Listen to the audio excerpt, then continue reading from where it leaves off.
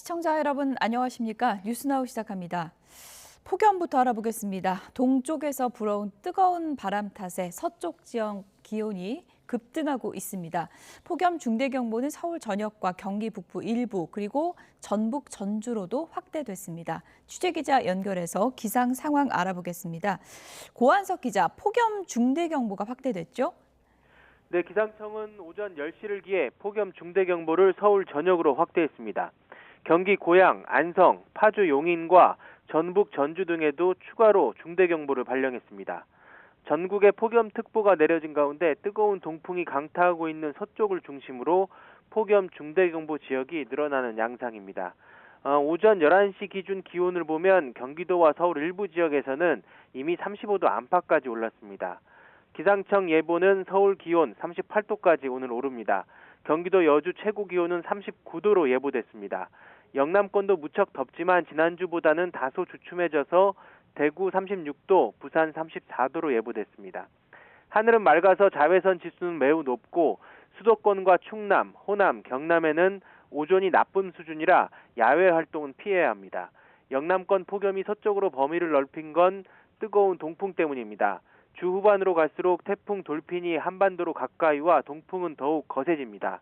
여기에다 열대 수증기까지 몰고 와서 서쪽 지역은 앞으로 더 더울 것으로 보입니다. 지금까지 과학기상부에서 YTN 고한석입니다. 네, 정말 숨이 막히는 더위입니다. 서울의 첫 폭염 중대경보가 내려진 가운데 시민들이 일터와 자택 곳곳에서 찜통더위와 사투를 벌이고 있습니다. 쌍문동의 한 빌라에서는 정전으로 에어컨이 멈추며 주민들이 밤잠을 설치기도 했습니다. 현장에 YTN 취재 기자들이 나가 있습니다. 연결해 보겠습니다. 네, 먼저 영등포 공구거리에 나가 있는 김희영 기자, 여전히 더위가 계속되고 있죠? 네, 취재진이 이곳 기계공구 상가골목에 아침 8시부터 나와 있었는데요. 잠시만 그늘이 사라져도 땀이 줄줄 흘러내릴 정도로 덥습니다. 현재 이곳 온도는 섭씨 38도까지 올랐습니다. 이런 무더위 속에서도 상인들은 이른 아침부터 문을 열고 땀을 훔치며 각종 부품 용접부터 조립 등 야외 작업을 이어가고 있습니다. 대부분 작업 공간은 야외거나 개방된 공간이다 보니 에어컨이 없어서 선풍기에만 의지한 채 더위를 식혀야 합니다. 한 철물점 사장은 하루 근무 시간 10시간 중 7, 8시간은 야외에서 일하는데 요즘엔 더위로 하루에 옷을 두세 벌씩 갈아입는다고 말했습니다. 직접 들어보겠습니다. 오전에 이미 1시간 일하다 보니까 땀이 흘렀어요. 그래서 이제 상하이 다 이제 갈아서 입고 하루에 한 두세 벌 정도 그냥 쭉 해가면 이제 일하기도 불편하고 하다 보니까. 지금 보니까 뭐 골목도 한산한 것 같은데 너무 덥다 보니까 매출에도 타격이 크겠군요. 네, 이곳은 기계공구, 산업자재, 중장비 부품 등을 만들고 판매하는 상점 300여 개가 모여 있습니다. 이들은 더운 여름이 되면 매출이 줄어드는 건 익숙한 일이라고 설명했습니다. 도소매를 같이 하는 철물점은 무더위에 손님 발길이 끊기기 일쑤고 택배로 물건을 납품하는 부품 상점도 여름철이면 건설 현장 등의 작업이 감소하면서 주문이 줄어든다고 말합니다. 건설 현장하고 맞물려 있기 때문에 이 업체가 여름철에는 아무래도 좀 많이 비수기입니다. 그래서 한 40% 정도, 35%, 40% 정도 매출이 감소하고 있습니다. 이렇게 공구거리 상인들도 언제 끝날지 모를 역대급 무더위와 씨름하고 있습니다. 이번에는 대전의 쪽방촌으로 좀 가보겠습니다. 현장에 오승훈 기자가 나가 있는데요. 오 기자, 쪽방촌의 여름나기 어느 때보다 힘들겠죠? 네, 제가 서 있는 이곳은 대전 쪽방촌 골목입니다. 보시는 것처럼 내리쬐는 햇볕에 피부가 금방 달아오르고 또 습한 날씨까지 더해지면서 얼굴에서는 땀방울이 뚝뚝 떨어집니다. 현재 이곳 쪽방촌 안까지 제가 한번 들어가 봤는데요. 2평 남짓한 공간에 몸을 겨우 누울 수 있을 정도로 굉장히 좁고 열악한 환경이었습니다. 이곳에 사는 어르신들은 에어컨이 없어서 선풍기와 부채에 의존한 채 여름을 나고 있습니다. 오늘 대전과 충남, 세종 지역의 낮 최고 기온은 37도 안팎을 웃돌 정도로 무더운 날씨가 예보되는데요. 아직 오전 시간대임에도 쪽방촌 내부는 그야말로 찜통과 같았습니다. 작은 창문에 의존한 채 환기를 해야 하고 밀폐된 곳이 많다 보니 습도도 굉장히 높았습니다. 공기가 계속 뜨겁게 되어지니 안에서는 숨이 턱턱 막힐 정도였습니다. 쪽방촌에 거주하는 어르신들은 한낮 시간에 너무 더워서 시원한 곳을 찾아 몸을 피할 수밖에 없다고 말하기도 했습니다. 대전에는 쪽방촌 건물만 375개 동, 쪽방촌의 수는 1,400여 곳에 달합니다. 대전 지역 쪽방 거주자만 320여 명으로 조사됐습니다. 쪽방 주민을 위한 물품 지원도 잇따르고 있습니다. 올해에만 대전시 재해 구호기금으로 선풍기 260대, 여름이불 260개를 지급했습니다. 여러 단체로부터 후원금과 후원 물품을 받아 얼음물과 손선풍기, 먹거리 상자와 즉석식품 등을 지원하기도 했습니다. 지자체와 후원 단체들의 지원에도 찜통더위가 연일 이어지면서 쪽방촌 주민들은 대전역 대합실과 무더위 쉼터를 오가며 힘겨운 나날을 보내고 있습니다. 네, 이 더위에 에어컨이 아예 멈춘 곳도 있습니다. 12시간째 정전이 이어지고 있는 서울 쌍문동 빌라인데요. 송수연 기자, 지금 계속 정전 상황인 건가요? 네, 제가 나와 있는 이곳 빌라는 어젯밤 9시쯤부터 전력 공급이 중단됐습니다. 빌라 6개 동 가운데 1개 동이 정전이 되면서 30세대 주민이 무더위에 불편을 겪고 있습니다. 주민들은 에어컨과 선풍기도 켜지 못한 채 부채질로 더위를 버티고 있는데요. 저희 취재진이 만난 주민은 집안에 앉아있기만 해도 땀이 흐를 정도로 더워 몸을 씻어도 금방 다시 더워진다고 말했습니다. 직접 들어보시죠. 아이고, 말할 수가 없죠. 땀이 비오듯 하는데 후덥지근해서 땀 줄줄 흘러요. 아무것도 못 들었어요. 뭐 불도 못 피고 불이 산 정전되어 보니까 아무것도 뭐 정수기도 못 쓰지, 밥도 못. 구청과 한전 측은 전기 수요량이 많이 몰린 상황에 과부하로 인해 정전이 발생한 것으로 보고 있습니다. 현재는 복구 작업이 진행되고 있는데 이른 오후쯤에는 작업이 마무리돼 전기가 다시 들어올 것으로 보입니다. 워낙에 전력 사용이 급증하다 보니까 어젯밤 수도권 곳곳에서 정전이 잇따랐죠. 네, 어젯밤에는 서울 하계동에 있는 아파트에서도 내부 변압기가 고장나 5개 동 600여 가구에 전기 공급이 끊겼습니다. 건물 내부가 순식간에 찜통으로 변하면서 주차장엔 더위를 피해 나온 주민들이 차에 시동을 걸고 더위를 견뎠습니다. 밤사이 이 밖에도 경기도 김포와 남양주, 오산 등 전국 곳곳에서 정전 신고가 잇따랐습니다. 특히 경기 오산시에서는 1,200여 세대가 사는 아파트에서 어제 저녁 8시쯤부터 12시간 동안 전기 공급이 끊겼습니다. 연일 계속되는 폭염에 전기 사용량이 급증해 전력 설비에 과부하가 걸리는 일이 많으니 주의하셔야겠습니다. 네, 역대급 폭염으로 그야말로 여름나기가 역대급으로 힘든 것 같습니다. 지금까지 김희영, 오승훈, 송수연 기자였습니다. 잘 들었습니다.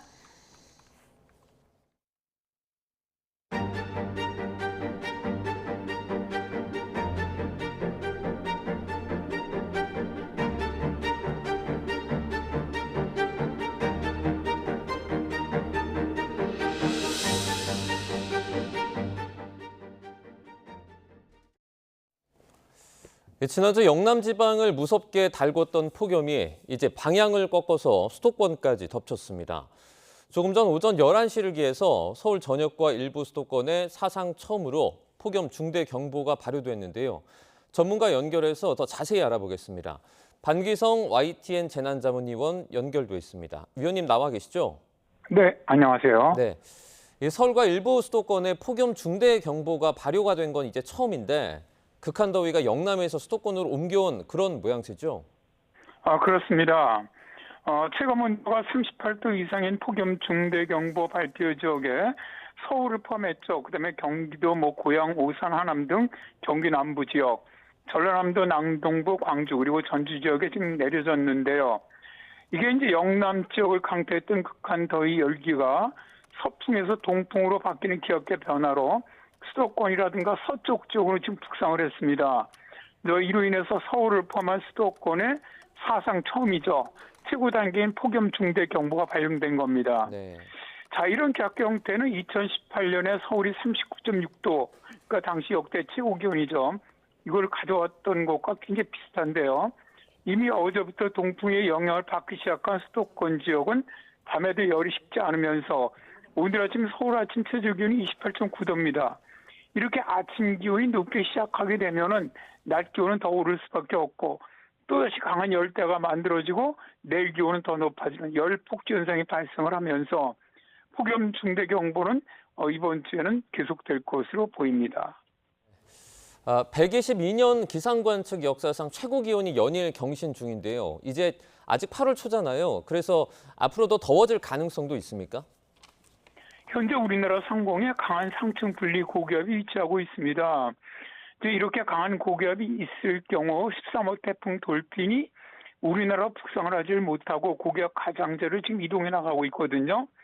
이렇게 되다 보니까 태풍으로부터 매우 고온다습한 공기가 한반도로 이입되면서 지형적인 피현현상까지 영향을 주게 되다 보니까 이번 주간 동안에는 정말 아주 극한 고온 현상이 예상되는 겁니다. 딱 그러다 보니까 기상관측 사상 최고 기온이 이제 많은 지역에 경신 중에 있는데 서울 같은 경우도 무인자동 기상관측 장비 관측으로는 40도를 넘는 지역도 이번 주에 나올 것으로 보이고요. 다만 이제 태풍이 중국으로 들어가서 약화될 경우 우리나라 주변 지역에는 이제 좀 개편될 것으로 보입니다. 따라서 이번 주말부터 다음 주 사이에는 이제 오늘 내일부터는 기온은 좀 다소 떨어질 것으로 보입니다. 네, 이제 현재 폭염 최대 변수로 꼽히고 있는 게 13호 태풍 돌핀입니다. 더위를 그런데 식히기는커녕 오히려 폭염을 부채질할 거다 이런 우려도 나오고 있어요. 이게 이제 13호 태풍 돌핀이 중국 쪽으로 향해 나갈 경우 한반도에는 뜨겁고 습한 열기를 불어넣어요. 그러다 보니까 오히려 폭염을 더 심하게 만들 그런 가능성이 있는데요. 현재 태풍은 시속 20km 속도로 강한 태풍이죠. 현재 오키나와 쪽으로 향하고 있는데요. 기상청 태풍 예보를 보면은 8일경에 오키나와를 지날 때까지는 강한 태풍 세력을 유지할 것으로 보고 있습니다. 현재 이제 미국이라든가 유럽 등의 태풍 예측 모델을 보면 중국 상해 남쪽 지역이죠. 중국 대륙으로 상륙하는 것으로 모의를 하고 있습니다. 다만 이제 일본 기상청 모델만은 8일부터는 방향을 북서쪽으로 바꾸면서 한반도 서쪽, 그러니까 지금 산둥반도 쪽으로 북상하는 것으로 일단은 모의를 하고 있는데요. 태풍이 어떤 경로로 이동하느냐에 다르긴 합니다. 그렇더라도 태풍이 일본 오키나와를 지나서 중국 쪽으로 향하는 이런 경로를 택하게 되면은 태풍의 반시계 회전으로 인해서 덥고 습한 공기와 뜨거운 동풍이 유입을 합니다. 그렇게 될 경우 우리나라는 점점 더 뜨거운 폭염이 발생할 가능성이 있고요. 만일 태풍이 일본 기상청 예보처럼 한반도에 더 접근을 해서 북상하게 된다고 하더라도 이번 주말까지는 미국이나 유럽 경로와 거의 동일하기 때문에 폭염을 가져오는 것은 거의 같을 거라고 봅니다. 그래서 이번 주까지는 폭염은 지속된다. 다만 다음 주부터는 폭염은 약간 바뀔 가능성이 있다라고 봅니다. 네, 이제 예전과는 좀 다르게 40도라는 폭염이 새 일상이 돼가는 것 같은데요. 올해 유독 기록적인 더위가 이어지는 이유가 있습니까? 사실 여러 가지 이유가 있죠. 이제 가장 큰 것은 일단 이제 우리나라 상공에 현재 이중 열돔이 만들어져 있지 않습니까? 티베트 고기압, 북태평양 고기압. 그러니까 이 이중 열돔이 열기가 빠져나가지 못해 꽉 누르고 있기 때문에 기온이 상승하는 것이죠. 사실 2018년 그때 홍천은 41도 올라갈 때도 이중 열돔이 있었습니다. 제가 이제 우리나라 백령도, 오산, 제주, 그러니까 남쪽에서 북쪽 이 상층 관측소 자료를 봤어요. 보니까 올해 모두 상층 지역의 다름의 여름과는 달리 아주 매우 강한 역전층이 형성돼 있더라고요. 이런 경우 열이 상층으로 빠져나가지 못하고 축적되게 됩니다. 그러니까 정말 기록적인 이런 정말 극한 폭염이 발생하는 원인이라고 보고요. 두 번째는 지형적 영향도 있습니다. 양산의 극한 폭염 같은 경우 서풍이 들어오면서 팬 현상을 가져왔고요. 이제 어제부터 서울 기온이 크게 올랐거든요. 이거는 이제 동풍의 팬 영향을 받다 보니까 기온이 그저보다는 몇 도 이상 더 올라가는 것이고요. 세 번째로 지구온난화로 인한 해수면 온도 상승의 영향도 큽니다. 한반도 주변 바다의 해수면 온도가 올라가면서 대기 중으로 더 많은 열과 습기를 뿜어내고 있습니다. 이런 경우 기온도 높이고 또 열대를 만들어내는 것도 크게 작용을 하고요. 이제 원론적인 이유죠. 사실 전주부 평균 기온이 매년 최고 기온 기록을 경신하면서 기본 출판설 자체가 높아지고 있거든요. 이런 것도 원인이 있다고 봅니다.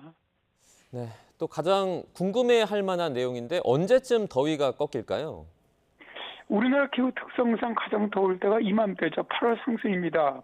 현재 기압계 흐름을 보더라도 이번 주가 가장 더운 때가 될 것이라고 일단 보이는데요. 문제는 다음 주에 기온이 약간 내려간다고 하더라도 서울 지역 같은 경우에 폭염 경보수는 당분간 유지될 것이라는 겁니다. 보통 광복절이 지나면 더위는 약간 수그러드는데 이거는 태양 고도 변화도 있고 낮길이도 짧아지기 때문이죠. 그런데 유럽 중기예보 모델의 장기 보니까 광복절이 지난 다다음 주에도 또다시 북태평양의 강한 더위가 우리나라로 확장하고 있어요. 따라서 앞으로 최소한 3주 이상은 폭염경보 수준의 강한 더위가 있을 가능성이 높고요.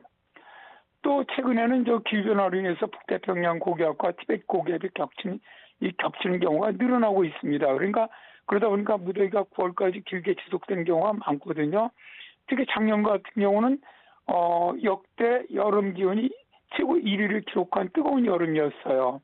그러니까 역대급 폭염과 역대급 열대가 나타났었는데요.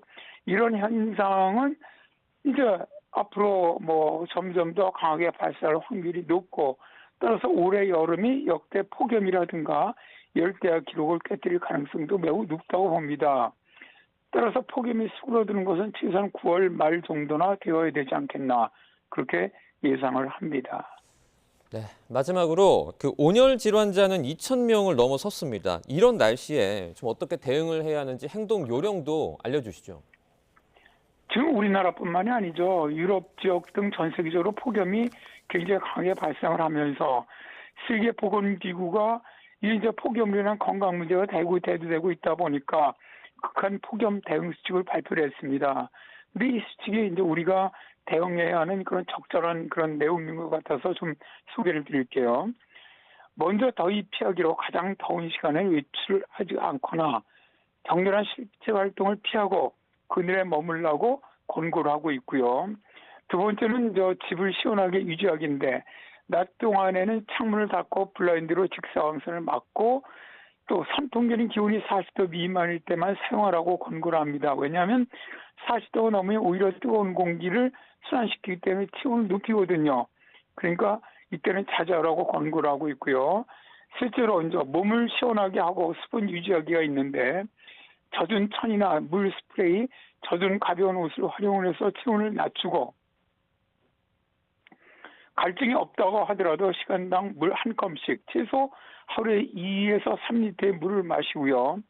또 네 번째는 영유아라든가 어린이 보호로 영유아라든가 반려동물을 주차된 차량 안에 잠시라도 두지 않아야 하고 유모차를 마른 천으로 덮지 말고 젖은 천을 활용해서 더위를 낮추라고 권고하고 있습니다. 무더위 절대 가볍게 여기지 마시고 철저히 대비해서 피해 없도록 유의하시기 바랍니다. 방기성 YTN 재난자문위원과 함께했습니다. 위원님 오늘 고맙습니다. 네, 감사합니다. 다음 소식입니다. 이재명 대통령은 어제 발표된 부동산 세제 개편안에 대해서 조세 제도를 정상화하지 않으면 형평성 문제가 생긴다고 강조했습니다. 검사의 보안 수사권을 폐지한 형사소송법 개정안은 거부권을 행사하지 않고 오늘 통과시킬 것으로 보이는데요. 청와대 연결해서 자세히 알아보겠습니다. 홍민기 기자, 이 대통령의 발언 자세히 정리해 주시죠. 네, 이 대통령은 오늘 청와대에서 주재한 국무회의에서 어제 발표된 정부의 부동산 세제 개편안에 대해 언급했습니다.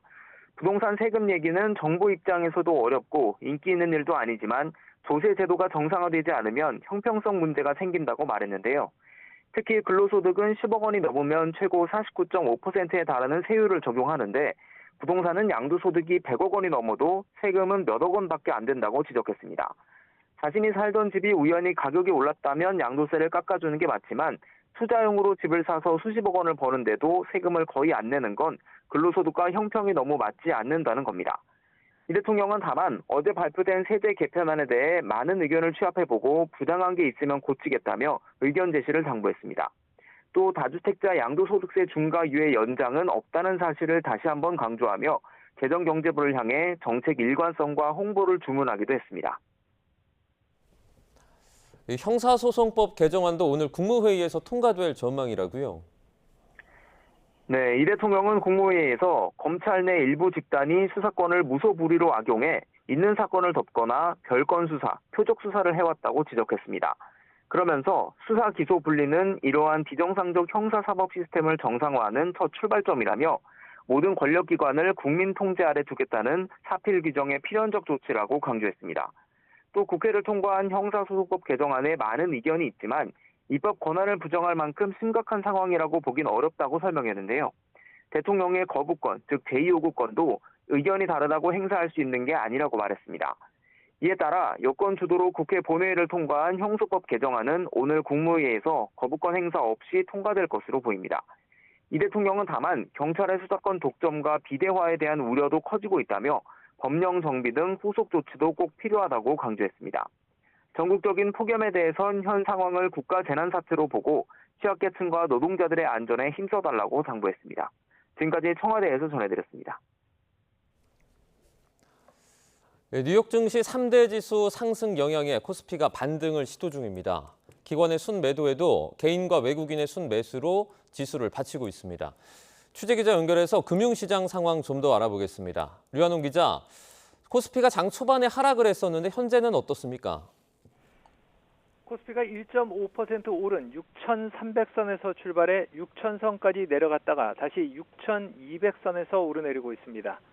장 초반 상승했던 코스피 대장주 삼성전자와 SK하이닉스는 하락 후 다시 상승하는 등 혼조세를 나타내고 있습니다. 삼성전자와 SK하이닉스가 오락가락하는 사이 한화 에어로스페이스와 두산 에너빌리티, 네이버와 효성중공업, SK텔레콤과 LS 디펜스 앤 에어로스페이스 등 방산과 전력, AI 관련주가 급등 중입니다. 코스피 시장에서 기관이 순매도를 하지만 개인과 외국인이 동반 순매수로 지수를 받치고 있습니다. 뉴욕 증시 3대 지수가 일제히 상승 마감을 했는데 코스피가 과연 반등할 수 있을지 관심입니다. 코스닥은 1.5% 오른 748로 출발해 5% 이상 급등 중입니다. 10시 50분쯤에는 전날에 이어 또 매수 사이드카가 발동됐습니다. 코스닥은 사흘 연속 강세를 나타내고 있습니다. 기관이 사흘 연속 순매수로 코스닥 강세를 이끌고 있습니다. 서울 외환시장에서 원달러 환율은 1,420원대에서 움직이고 있습니다. SK하이닉스의 주식 예탁증서 상장대금 유입과 최근 미일 외환당국의 시장 개입 영향으로 최근 원달러 환율은 1,420원대까지 내려왔습니다. 지금까지 YTN 유환홍입니다.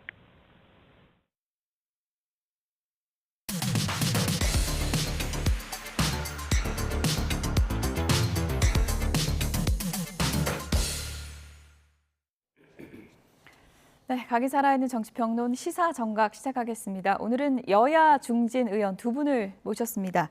경기 수원명의 지역구를 두신 김영진 더불어민주당 의원, 그리고 오랜만에 나오셨습니다. 충남 서산시 태안군 국민의힘 성일종 의원 나오셨습니다. 두 분 어서 오세요. 네, 반갑습니다. 네. 안녕하십니까. 검찰의 보안 수사권을 폐지하는 형사소송법 개정안이 국회 본회의를 통과한 이후 야권에서는 대통령이 거부권을 써야 된다, 이렇게 계속 요구하고 있는데요. 오늘 아침에 이재명 대통령이 선을 그었습니다. 들어보시죠.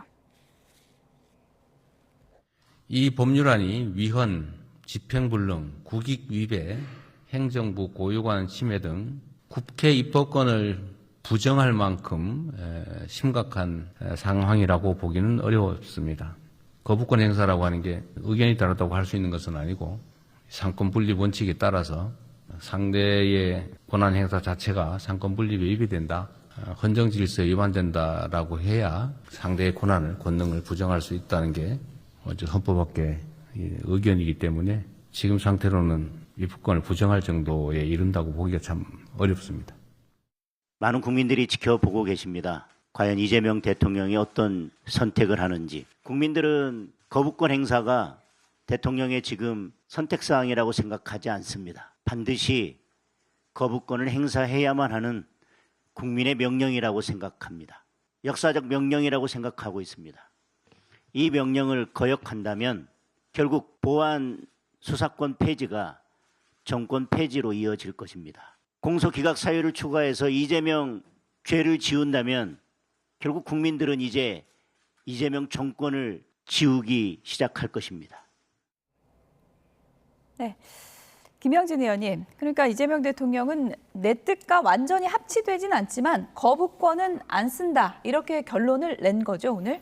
현재 오늘 국무회의 발언은 그렇다라고 보고요. 예. 이재명 대통령이 보안수사권 관련한 형사소송법 개정 논의에 있어서도 국회에서 충분히 논의하여 합의해서 진행하라. 이런 기본적인 원칙이 있었고 그에 따라서 국회에서 논의가 돼서 그 결정이 됐기 때문에 국회 입법권을 저는 존중한다 그런 취지였고 뭐 위법, 집행 불능, 그다음에 그 행정 권력의 침해 등 거부권을 행사할 수 있는 주요한 요인들에 해당하지 않기 때문에 예. 저는 삼권 분립에 입각해서 국회에서 결정한 법안을 제가 보기에는 대통령이 임의로 거부권 행사하는 게 타당하지 않다라고 하는 입장을 분명히 했다 이렇게 보고 있습니다. 장동혁 대표는 정권 폐지로 이어질 것이다. 야권은 대통령이 거부권을 행사해야 한다. 그것이 이제 국민의 명령이다. 이런 주장을 계속해왔잖아요.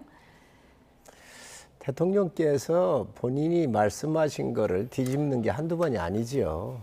대통령께서 뭐라고 그러셨냐면 국민의 생명과 재산을 보호하는 게 정치의 본령이고 또 국가의 책무라고 얘기를 하셨거든요. 이 보안 수사권은 유지하는 게 좋다라고 얘기하신 지가 얼마 안 돼요.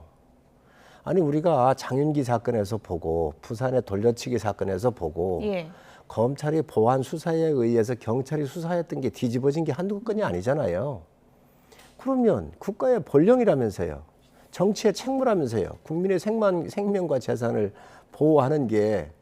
그런데 이거는 지금 민주당이 이게 옛날 피해의식에서 나온 거란 말이죠. 검찰에 대한. 그러면 이 노무현 대통령 옛날 수사했기 때문에 수사를 강압적으로 해가지고 이런 검찰에 대한 원한이 있는 거거든요. 증오가 있는 거거든요. 국가 경영을 어떻게 증오로 합니까? 그거 못하는 것이지요. 그런 증오한다고 그러면 지금 민주당이 특검 같은 거 하지 말아야지요.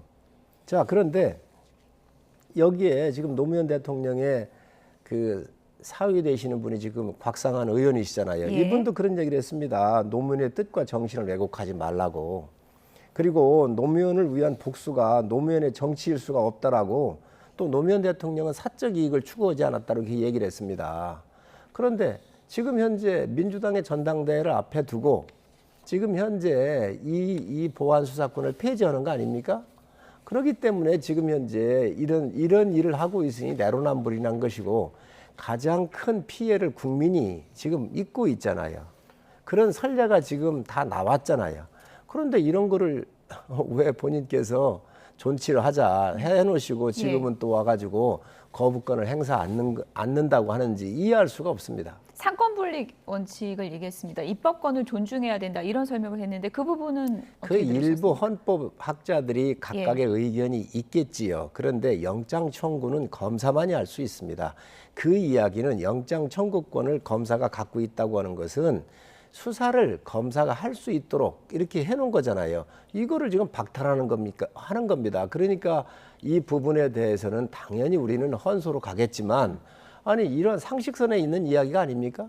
또 국민들께서 헌법을 위반했느니 안 했느니 이 복잡한 문제를 떠나서 예. 장윤기 사건이나 부산 되돌려차기 같은 이런 사건에서 국민 피해자를 국가가 보호해야 되는 첫 번째 책무가 예. 바로 보안 수사권에서 있음을 국민들은 알고 있습니다. 정성호 장관도 이제 이렇게 빛의 속도로 형소법이 개정된 건 처음 본다라면서 이제 보안 사건 완전 폐지에 대해서는 기존의 이제 부정적인 입장을 계속 유지하고 있는데 지금 거부권 안 쓴다라는 거는 100% 굳어졌다고 보십니까? 아직은 여지가 조금 있다고 보십니까? 오늘 국무회의 대통령 발언이나 정성호 장관의 발언을 보면 예. 국회에서 치열한 논의를 통해서 결정된 법안을 대통령이 거부권 행사하기에는 어렵다라고 해서 저는 정리되지 않았나 이런 생각이 들고요. 예. 실제로 이 형사소송법 관련한 보안수사권의 문제는 많은 것 중에 한 부분이에요. 실제 크게로 보면 검찰의 권력 오남용으로부터 오는 국민적인 원망과 원한이 어마어마하게 깊었잖아요. 한 수십 년 동안. 그래서 검찰의 수사권을 조정하고 줄여주는 게 필요하다 해서 실제로는 합리적인 조정을 문재인 정부 시기에 검경 수사권 조정을 했고 그러면서 사실은 검찰에게 주요한 범죄를 수사하라. 그래서 부패, 경제, 뭐 외국, 뭐 마약 이렇게 해서 분명하게 검찰이 수사할 수 있는 영역을 주요한 영역을 줬거든요. 근데 실제로 검찰은 그 영역에 집중하기보다는 정치인에 대한 수사 그리고 별건의 수사, 영장을 과다 청구하는 문제, 인권의 침해 등 도저히 검찰의 수사를 다 풀어놨을 때 국민의 인권을 보호하기에는 심대한 침해가 있을 수밖에 없다라고 하는 예를 지난 검찰의 수사에서 보여줬던 거예요. 대표적인 사람이 윤석열 대통령과 한동훈 검사였죠. 실제로 사실 엇보였어요. 그래서 말씀하시듯이 주요한 국민의 인권을 보장한다라고 하는 큰 방향에선 갔기 때문에 아동이나 여성이나 청소년이나 성폭력 이런 문제 관련해서는 전권 송치라든지 아니면 중수청에서의 수사기구를 만들어서 수사를 한다든지 해서 실제로 국민의 인권을 보호하기 위한 방향으로 수사권에 대한 여러 가지 조정 장치를 만들어 나간다. 이런 부분들을 보완해 나가면서 형사소송법을 개정해서 진행한다. 이렇게 보면 될 것 같아요. 의원님, 대통령이 이제 귀국했는데 정성호 장관 거취 문제예요. 정성호 장관이 이제 사의 표명 입장은 유지한다라고 했거든요. 그건 어떻게 정리할 걸로 보세요? 오늘 국무회의에서 회의도 했고 저는 정성호 장관이 만약에 그런 상황이라 한다면 공식적으로 사의를 표명하는 게 필요하고 실제로는 이제 인사권에 관해서는 대통령의 고유 권한이기 때문에 지금 주요한 형사소송법이 통과가 되고 10월 2일 중수청이 출범을 하지 않습니까? 중수청, 공소청이 각자의 역할에 맞게끔 역할을 해야 되기 때문에 그런 준비 과정과 인력의 재배치, 조직의 구성, 인사청문회 등 주요한 문제가 있기 때문에 그 문제를 잘 처리하고 진행하는 게 타당하다. 그래서 제가 보기에는 대통령께서도 선공후사의 입장, 공적인 역할을 충분히 진행을 하고 사적인 얘기를 좀 하자 그런 취지를 했었고 정성호 장관도 그의 취지에 맞게끔 시기와 방법을 결정하지 않을까 그렇게 보고 있습니다. 그러면 일단 사의 표명은 했지만 늦가을까지는 할 가능성이 높다 이렇게 보시는 거군요. 그건 이제 대통령과 인사권자인 대통령의 결정이기 때문에 좀 지켜보는 게 필요하다 이렇게 보고 있습니다. 김영준 의원님 말씀하시는 거 여러 가지 논리적인 문제가 있습니다. 첫 번째 뭐냐면 국회에서 치열한 논쟁을 보안 수사권을 얘기했다 그러는데 언제 치열한 논쟁을 했습니까? 법안소위요 야당의원 나가버리니까 슬그머니 자기들끼리 해치워버린 겁니다. 안 했습니다. 그런데 이거는 민생사범과 관련된 거잖아요. 아이 부산 되돌려차기 사건이나 장윤기 사건이 무슨 정치적인 사건입니까? 서민 피해 사건입니다. 이거에 대한 보안 수사권을 존치하자고 한 건데 아니 그거를 없애면서 그 말이 안 되는 얘기예요. 또 두 번째로는 그러면 뭐 검찰의 피해나 여러 가지 문제가 있다 그러면 그 부분을 뜯어 고치면 되지요. 그거 뜯어 고치지 않으면서 민주당은 왜 특검을 합니까? 특검이 지금 검찰이 했던 걸 그대로 다 권한 준 거 아닙니까? 거기에다가 야당이 반대하는데 여당이 임명한 특검에 의해서 지금 정치 보복 소리를 들으면서도 지금 검찰이 했던 걸 그대로 하고 있거든요. 그럼 그건 뭐라고 얘기를 할 거예요? 그렇기 때문에 특히 서민과 관련된 민생사범에 대해서 경찰이 수사를 잘못한 거를 또 빼놨던 것들을 검찰에서 보완 수사를 할 수 있도록 이거를 기존의 것을 두자고 하는 건데 이거를 왜 정치 사건으로 끌고 갑니까? 반론 짧게 듣고 다음 얘기로 넘어가겠습니다. 국민의힘에서 말씀하시는 부분 속에서 충분하게 법안 소위 일소위에서 많은 논의들을 진행을 했고 실제로는 표결하는 시기에만 퇴장을 했던 거예요. 한마디로 반대 논리에 대해서 여러 가지 얘기를 했고 충분한 사례를 얘기를 했고 법원 행정처, 그다음에 검찰청 그리고 법원 행정처에서 충분한 의견들을 수렴해 나가면서 논의를 진행을 했고 표결할 시에 국민의힘 의원들이 퇴장을 하면서 결정이 되었던 거지 아무것도 없는 과정에 결정했다라고 하는 것 또한 사실이 아니다라는 말씀을 드리고요. 실제로 저는 국민의힘의 생각에 가장 잘못된 지점은 검찰은 선하고 경찰은 악하다든지 검찰은 수사를 잘하고 경찰은 수사를 못한다든지 이렇지는 않잖아요. 이분법적으로는 생각하면 안 된다. 그리고 지금은 장윤기 사건이라든지 부산 돌려치기 사건의 핵심은 저는 검찰이든 경찰이든 수사 협력을 통해서 피해자를 구제하고 사건의 진실을 제대로 알아나가는 네. 사법 시스템을 잘 구축해 나가는 게 필요한 거죠. 그렇기 네. 때문에 저는 경찰에서도 기소 전 단계에서 충분하게 수사를 하고 그 문제를 더 깊이 바라보면서 문제점이 없게끔 만들어가는 역할을 예. 해나가고 그런 다음에 검찰의 보완 수사 요구를 받으면 그에 따라서 추가 수사를 통해서 실제 진실을 파악해 나가는 게 필요한 예. 사안이죠. 그래서 저는 그런 문제에 관해서 굳이 지금 이제 제도가 결정이 되고 하는 과정들을 제도가 잘 안착해 나가고 시행을 해보고 예. 그에 따라서 제도 개선 및 여타 부분들을 논의한 시기가 이제 오지 않았나라는 생각이 들어요. 실제로 예. 검사의 독점적인 수사권을 가지고 오남용돼서 왔던 70년의 역사를 예. 한 번은 되돌아볼 필요가 있다. 그래서 지금 조정된 시기이기 때문에 시간을 가지고 한번 살펴보시죠. 의원님 20초 드릴게요. 민주당의 친민주당에 있는 시민단체나 또 민변이나 이런 데에서 여성단체에서 이 법을 존치해달라 그랬습니다. 그런데 이거를 언제 이렇게 국회에서 토론을 했다는 거지요? 안건 조정이 회부해야 하니까 안건 조정이 장기 90일까지 할 수 있습니다. 그것도 안 받았습니다. 검찰과 경찰 그 얘기를 하시는데 검찰은요 수사 전문 기관으로 만드는 기관이에요. 예. 경찰은 수없이 많이 있습니다. 그러니까 경찰이 기초조사를 하고 또 부족하면 이런 걸 더 수사해라고 명령을 내릴 수가 있는 게 상호 견제나 또는 잘못된 것을 필터링할 수 있도록 하는 게 검찰인데 줄여주시죠. 이것을 다 지금 현재 뭉개고 있는 겁니다. 없애버리고 있는 겁니다. 예, 저희가 뭐 보안 수사권 문제는 방송에서 하도 여러 차례 얘기를 하는 문제이기 때문에 워낙 중요한 문제여서 지금 후폭풍이 거센 너무 길어요. 네, 거센 상황인데 부산 돌려차기 사건 피해자를 한동훈 의원이 또 간담회를 한다고 하니까 여기서 또 어떤 내용 나오는지 보겠고요. 부동산 세제 개편 얘기로 넘어가 보도록 하겠습니다.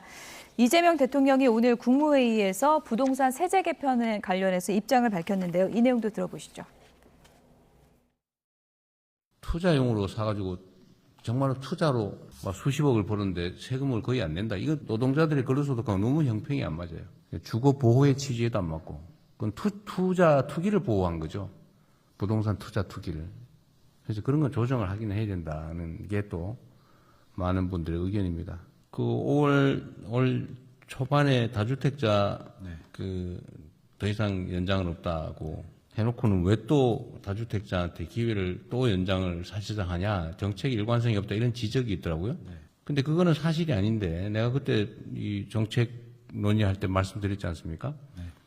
그때 괜히 팔았다 이런 생각이 들게 하면 절대 안 된다. 그래서 이번에는 퇴로를 열어주긴 하는데 중과를 다 폐지하지 말고 그렇게 안 합니다. 절반만 하는 걸로 지금 결정하지 않았어요?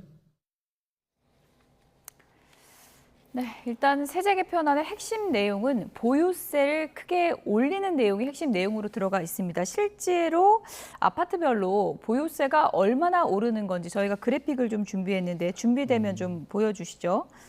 시가 40억 넘는 아파트, 그러니까 초고가 주택이죠.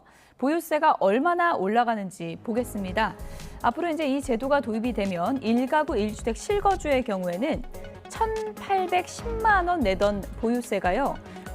2,764만 원, 52.7%. 서울 서초구 반포자이 국민평형 아파트가 이렇게 됩니다. 또 다른 아파트도 볼까요? 이번엔 잠실주공 5단지는 어떻게 되는지 보겠습니다. 1,258만 원에서 65.3%가 뜁니다. 2,079만 원을 내고요. 비거주인 경우에는 더 많이 오르게 됩니다. 대치동 음마아파트도 보겠습니다. 1가구 1주택 실거주인 경우 1,004만 원 내던 것이 1,631만 원, 62.5% 뛰게 됩니다. 지금 보유세가 최대 2배까지 뛰는데 헛소리 나는 세금이 될 것이다. 이런 또 우려도 나오고 있습니다. 이번 세제 개편의 핵심은 조세 정상화의 큰 방향으로 가겠다라고 하는 부분이고 실제로 주택이 투기의 수단이 아니라 거주의 수단으로 정상화돼 나가는 게 필요하고 특히 대한민국처럼 수도권의 인구 밀집과 총 경제력이 집중된 나라에서 수도권의 주택 문제를 잘 해결하지 못하면 대한민국의 성장 동력과 미래를 갉아먹는 요소로 작용할 수 있다. 그래서 네. 그런 게 큰 방향이고요. 두 번째는 저는 실거주 일가구 1주택에 대해서는 전체로 제가 보기에는 더 유예된 거 아닙니까? 종부세 대상에서 그 12억에서 14억으로 올렸고 종부세 대상을 32억까지 높였기 때문에 그러니까 초고가 주택이 아닌 경우에는 초고가 주택이 아닌 경우에는 완화가 된 사실 거죠. 완화가 예. 된 거죠. 그리고 종부세 대상 주택도 12억에서 14억 실거래가로 20억 미만은 20억 미만의 실거래가가 있는 주택은 사실 비과세인 거죠. 예. 그렇기 때문에 실제로 거주하면서 국민 평형에 살고 있는 사람들에 있어서는 이 세제 혜택을 많이 받는 거고 실제로는 32억 이상 40억 이상 6만 가구 정도의 대상자를 중심으로 한 과세의 내용이지 예. 전체를 대상한 것은 아니다. 그리고 핵심적인 건 세 번째는 한마디로 주택은 한마디 돈을 버는 게 아니라 내가 사는 곳이다. 예. 그래서 실거주를 기반으로 한 부분을 가지고 장특공제라든지 이런 부분들을 조정해 나가서 실제로 강남에 살지도 않으면서 강남의 아파트를 가지고 그것을 투기의 목적으로 가진 사람들에 대해서는 예. 그렇게 하지 마라. 한마디 실거주의 주택으로 소유하고 그에 따른 합당한 세금을 내게 되면 지금처럼 중과세로 가지 않는 그런 상황인 거죠. 그렇게 되면 지금 이제 다주택에 대한 문제도 유예 기간을 줬기 때문에 실거주하는 주택이 아니고 실제로 투기의 목적이나 투자의 목적을 했던 부분들은 부분적인 매각을 통해서 현실화한다면 세금으로부터 오는 여러 가지 어려움들로부터 지금 조금 더 조정할 수 있는 기간이 있다. 이렇게 봐서 예. 현재 상황은 저희 주택 정책 핵심은 닥치고 공급, 실제로 수도권에서 수요와 공급이 잘 맞지 않고 주택이라고 하는 것은 다른 재화와는 다르게 수요와 공급을 일시적으로 맞출 수 없기 때문에 최소 6, 7년이 걸리는 예. 그런 과정이기 때문에 그런 특성을 반영을 해서 공급을 하면서도 수요에 맞게끔 제가 보기에는 실소유자들이 주택을 소유하게 하는 게 필요하고 주택을 최초로 구입하고자 하는 신혼부부라든지 청년들에 관해서는 조건을 조정해주는 그런 방향으로 현실화시키는 방향이다 이렇게 생각을 합니다. 조금 전에 그래픽 다시 한번 좀 보여주시면 많게는 뭐 3천만 원 가까이 이제 보유세를 내게 되다 보니까 이렇게 되면은 엑소더스 이 돈 못 내서 이제 이 집 팔고 나가고 매물 많아지면 집값 떨어질 것이다 이런 게 이제 정부의 계획 같은데요. 현실화될 가능성이 좀 있다고 보십니까? 현실화될 가능성이 있는 게 아니라 이미 방향을 다 정해놓고 가고 있는 거라고 봐야지요. 부동산 세금 핵폭탄에 비유해서 함부로 사용해서는 안 된다. 세금을 함부로 핵폭탄처럼 쓰면 안 된다라고 얘기한 게 올해 3월 국무회의에서 대통령께서 말씀하신 내용입니다. 그래도 최후의 수단이 필요할 땐 써야 된다 이렇게 덧붙이긴 했습니다. 자, 그런데 그러면 어떤 문제가 있느냐. 대통령 집 팔으셨잖아요. 그런데 17억 7천만 원을 빌려주는 거로 했잖아요. 지금 은행 다 막아놨잖아요. 한성숙 총리를 뭐라고 얘기를 할 겁니까? 이분 다주택자예요. 임대사업을 했다고요. 그 악마로 지금 몰고 있거든요. 그 악마를 갖다가 지금 국무총리 시켰다는 자기 모순에 빠져요. 주택 시장이 지금 여러 가지 형태가 있습니다. 자가가 있고 또 임대하는 분들이 있고 월세로 사는 분들이 있잖아요. 이게 하게 되면 다 헝클어집니다. 그렇지 않습니까? 그 시장은 시장대로 놔둬야 돼요. 정부가 정책 실패를 해가지고 공급을 못했고 또 돈을 풀어서 지금 돈의 가치가 떨어지니까 집값이 올라간 거잖아요. 그리고 또 한 분 예를 들어서 서울에 집 한 채 있는데 저 부산이나 대구나 광주에 직장을 가서 살면 거기로 주소를 이전하지 않습니까? 그러면 서울의 아파트를 세 주고 갈 거라고요. 이것도 지금 세금을 때리겠다는 거잖아요. 아니 이런 나라가 어디 있습니까 지금. 아니 이거를 그래 놓고선 지금 이 정부는 뭐냐, 집값이 올라가니까 한 채가 있더라도 살지 않으면 빨리 팔아라. 그 공급을 나오게 하자는 거잖아요. 세금으로 공급을 조정하겠다는 나라가 어디 있습니까 지구상에. 있을 수가 없는 정책을 지금 민주당이 지금 이재명 정부가 내놓고 있는 거라고요. 이재명 대통령이 오늘 국무회의에서 이런 얘기도 했습니다. 10억 버는 노동자는 이제 절반을 세금을 낸다. 이 점을 이제 지적한 거예요. 10억을 벌면 보통 이제 세금 다 따져보면 50% 정도는 내는데 100억 부동산 버는 사람은 보니까 몇 억을 내더라. 저건 맞지 않는다는 거고요. 도리어 부동산 투자와 투기를 보호해준 꼴이었다. 괜히 미리 팔았다 소리 나오지 않게 해라. 그러니까 지금 팔았다가 나중에 집값도 뛰면 괜히 팔았다 이 소리 나오니까 관리 잘 해야 된다. 이런 얘기를 한 것 같아요. 그렇죠. 그러니까 예. 저는 현실적으로 보면 부동산 정책과 그 부동산에 관련한 그 세금 정책이 예. 널뛰기를 했어요. 한마디로 문재인 정부 시기 5년에 2000년부터 2022년까지 부동산 화랑이었어요. 예. 아파트를 짓기만 하면 100% 다 완판이 됐어요. 그런데 2022년 윤석열 정부 들어오고 나서부터는 경제가 안 좋아지면서부터 이 주택 경기가 침체가 되고 공급이 확 줄어버렸어요.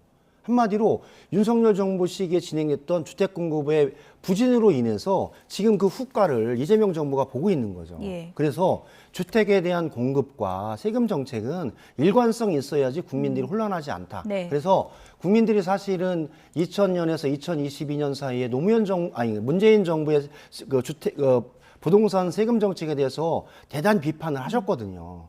그런데 2022년에 윤석열 정부 들어와서 너무 내려버렸어요. 한마디로 공정시장가액도 80%에서 60%, 50%로.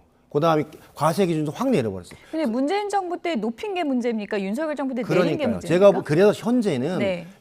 문재인 정부와 윤석열 정부의 가운데 정도로 예. 조정해야 되는 정도로 해서 네. 시장의 반응, 시장의 공급과 여러 가지 조세의 정상화를 위한 그런 지점으로 현실에 맞게끔 조정했다 이런 게 보는 거죠. 예. 한마디로 이 부동산에 관한 그 공급과 조세 정책 관련한 부분도 일관성이 있고 예측 가능성을 주지 않으면 신뢰를 잃고 서로 공격해야 네. 되는 거죠. 그래서 저는 이번 정책 관련해서는 현재 문재인 정부와 윤석열 정부의 가운데 정도 정책으로 예. 다시 조정해 나가면서 공급을 공급대로 진행을 하고 그러면서 과도한 투기 수요와 투기 이익에 대해서는 그에 합당한 예. 세금이 필요하다라고 하는 큰 방향에 있어서의 조세 정상화를 한 거지. 제가 보기에는 집을 얻고자 하는 청년이나 아니면 처음 집을 얻고자 하는 예. 신혼부부라든지 실소유자들에게 그걸 막거나 그런 건 아니잖아요. 그러니까 저는 문재인 정부 과도하게 때보다는 이념화하거나 공격의 수단으로 예. 저는 쓰면 안 부동산 된다. 정책을 공격하면 안 예. 되겠다. 이런 지금 생각이 들어요. 이념화하는 게 이재명 대통령 정부입니다. 그렇지 않습니까? 초고가라고 하는 거로 이렇게 묶어가지고 세상에 세금을 많이 때리면 집을 팔 것이다라고 하는 그런 이념이 어디 있습니까? 2000년 전에요. 저 로마 제국의 3대 황제가 티베리우스라고 하는 분이 있어요. 이분도 그 당시에 세금을 매길 때 얇고 넓게가 원칙이었어요. 지금 OECD 국가들 중에서 부동산 세금의 비율이 얼마냐면 1.5%예요. 우리가 3%가 넘잖아요.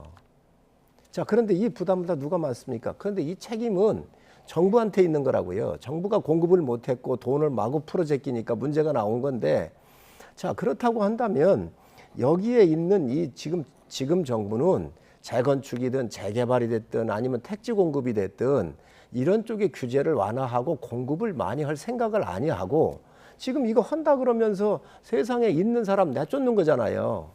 이게 맞느냐는 거예요. 저는 이 부분에서는 있을 수 없는 얘기라고 생각을 하고, 아니 지금 저 문재인 정부하고 윤석열 정부를 비교를 했는데, 그러니까 그러면 윤석열 정부의 집값이 안정됐었잖아요. 그건 뭐라고 설명할 거예요? 저 문재인 정부 때 집값이 얼마나 올랐습니까? 그렇기 때문에 이런 세제를 합리적으로 조정을 하고 해야지. 또 이렇게 되면은 전세가 올라갑니다. 전세 세입자 중산층 무너집니다. 월세를 올립니다. 그러되면은 이분들은 또 어떻게 국가가 보호할 거예요. 그렇기 때문에 부동산 시장이 갖고 있는 이 시장의 메커니즘을 세금이라는 거로 이게 흔들면 안 되는 거예요. 저는 의원님 말씀이 여러 가지 있지만 윤석열 정부 시기에 집값이 안정화됐다라고 하는 부분들은 문재인 정부 시기에 16년, 17년부터 시작해서 주택공급 정책을 펴서 5년 후인 22년, 23년에 다 공급이 돼서 그때부터 공급이 올라갔기 때문에 안정화됐던 측면이 있었던 거예요. 시차가 있었다는 얘기시군요. 그렇죠. 시차가 있어. 5년의 예. 시차가 있었던 거죠. 예. 그러니까 윤석열 정부가 정책을 잘해서 집값이 안정화된 게 아니라 문재인 정부가 주택 공급 정책을 펼쳤는데 5년 후인 윤석열 정부 시기에 효과가 나타났던 거예요. 그러니까 지금 이재명 정부가 주택 공급 정책을 피지만 바로 나타나지 않고 4년, 5년 후에 나오는 것도 저는 경제를 잘 하시는 의원님은 더 잘 아실 텐데 마치 냉장고나 에어컨을 찍어내듯이 한 달 후에 생산이 되는 아파트라고 생각하시면 안 되잖아요. 그렇게 혹세병무에서 하시면 안 돼요. 지금 김 의원님이 너무 잘못 알고 계신 거예요. 박원순 시장 때요, 이 재개발 재건축과 관련돼서 박원순 시장 때에 재건축 하려고 하는 재개발을 하려고 하는 것을 많이 풀어버렸습니다. 묶어버렸습니다. 안 했습니다. 이게 18년 8개월 정도가 걸렸어요. 서울에서 재건축을 재개발을 하려고 하면 이 지구를 못하게 묶어놔 버렸었기 때문에 공급이 더 부족했지요. 그걸 알고 계셔야지요. 그리고 좌파 정부에서 다 올라갔지 우파 정부에서 올라갔습니까? 저는 부동산 정책을 논쟁하고 싶지는 않은데 아니 논쟁이 아니라 오세훈 시장 10년 집권 기간에 아무 일도 안 해서 그런 거예요. 자, 그래서 박원순 시장이 했던 걸 오세훈이 와서 12년 정도까지 줄여놓고 많이 풀어놓은 겁니다. 지금. 오세훈 시장이 하나도 공급을 못한 결과가 지금 이재명 정부가 책임지고 있어요. 지금 그거를 알아야지. 지금 이거를 갖다가 세금으로 두드린다? 이거는 어느 나라가 이거를 이렇게 하고 있습니까? 예. 약간의 반론을 말씀드리면 실제로 저는 윤석열 정부 시기와 오세훈 시장 임기는 겹쳐요. 자기 임기가 서울시장 4번에 알토란 같은 6년을 했어요. 보궐선거 2년 반, 자기 임기 4년. 그 6년 동안 뭐 했습니까? 제가 보기에는 5년에서 6년이면 다 분양을 하고 7년 정도면 입주를 합니다. 그런데 아닙니다. 실제로 오세훈 시장은 겉만 냈지 실제로는 닥치고 공급이라든지 신속 공급 정책을 작년에 와서야 한 거예요. 그렇기 때문에 실제로 서울의 재개발 재건축의 속도가 늦어졌고 그렇기 때문에 강남과 마용성 지역의 아파트 가격이 오를 수밖에 없는 문제가 있는 거죠. 오세훈 시장한테 물어보세요. 왜 못했는지. 김 의원님, 국민들한테 정확하게 알리시려면 저 공부를 하셔야 돼요. 박원순 시장 때에 공급을 안 했도록 막았기 때문에 이게 나온 거를 그 당시에 재개발하는데 18년 걸렸다니까요. 오세훈 시장 와가지고 이걸 12년인가로 당겨놨습니다. 예. 응? 그렇게 해서 지금 현재 이렇게 가고 있는 건데 여기에 세금을 더 부과하고 하는 게 맞냐는 거지요. 공급에 있어서는요, 좌파가 안 했지 우파 정부는 공급을 하기 위해서 이 기간을 얼마나 단축시켜 놨는지 가서 알아보시기 바랍니다. 예. 좌파가 아니라 실용개혁파입니다. 원래 부동산 정책은 답이 없는데 10년 전까지 두 분이 거슬러 올라가면 오늘 밤을 새도 모자라기 때문에 이 얘기는 여기서 접고 저희가 몇 분 없는데 그래도 민주당 전당대회 소식 궁금해하는 분들이 있으니까 잠깐 얘기를 좀 하도록 하겠습니다. 민주당 전당대회 3파전으로 지금 치러지고 있는데 당대표 후보들이 모두 호남을 갔더라고요. 다음 순회 경선 일정이 호남이 아닌데 이렇게 호남으로 가는 이유는 있겠죠? 그러겠죠.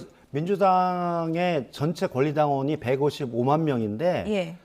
전남, 광주, 전북이 한 30% 정도 차지합니다.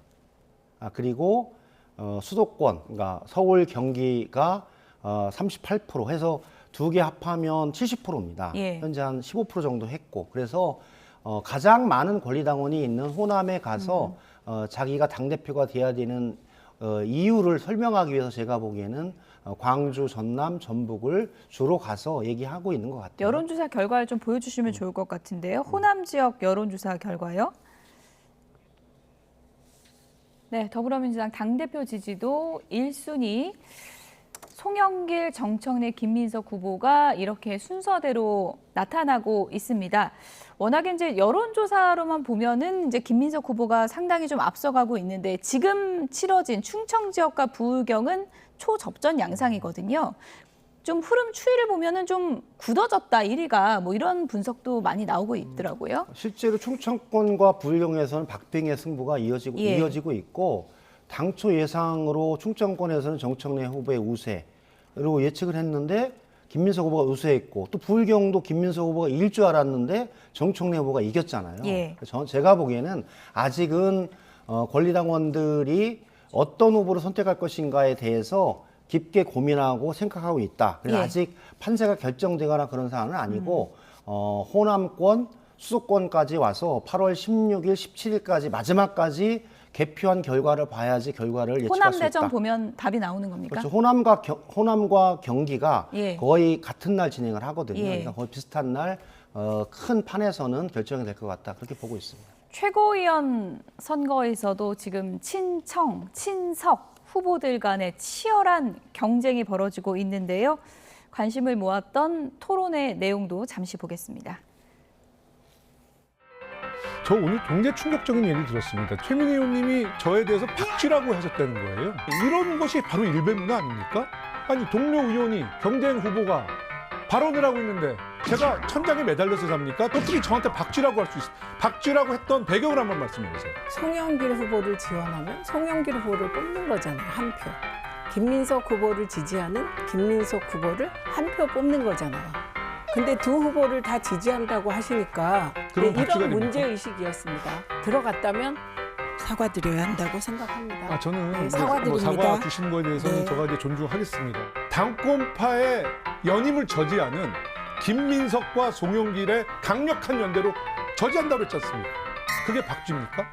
제가 의원님을 박쥐다라고 말하지 않았습니다. 동영상이 있어요. 박쥐라는. 그렇게 되면 어떡할까라는 취지였습니다. 제가 왜 박쥐가 됩니까? 정치권의 철새는 많이 들어봤는데 박쥐는 처음 들어보는 것 같은데 어쨌든 이 박쥐라는 표현 정청래 후보 측에서는 두 명이 협공을 하다 보니까 이런 박쥐라는 표현으로 좀 공세를 펼치는 것 같은데 어떻게 보셨습니까? 민주당 의원들 상임위원장 할 때도 그렇고 참 국민 정서에 안 맞는 많은 행동들을 보였잖아요. 예. 그게 그대로 저기서 나오고 있는 것이지요. 국민 볼 때 볼썽사납지요. 좀 예. 정책이나 좀 점잖게 하질 못하고 무슨 박쥐가 나오고 이런 전당대회가 어디 있습니까? 또 이제 뭐 보니까 신천지대 배신자의 프레임이더라고요. 그래서 제가 봤었을 때는 이게 전당대회가 통합이나 이런 개념이 아니라 예. 정말로 이게 분열로 가고 있구나. 원래 여권이 되면 권력 운영하기가 어렵습니다. 여권인 자체가. 예. 그런데 그게 더 좀 민주당은 더 빨리 오고 있는 것이 이번 전당대회 특징이라고 봐야지요. 박쥐 발언하긴 했지만 최민희 의원 지금 현재까지 1위를 기록하고 있습니다.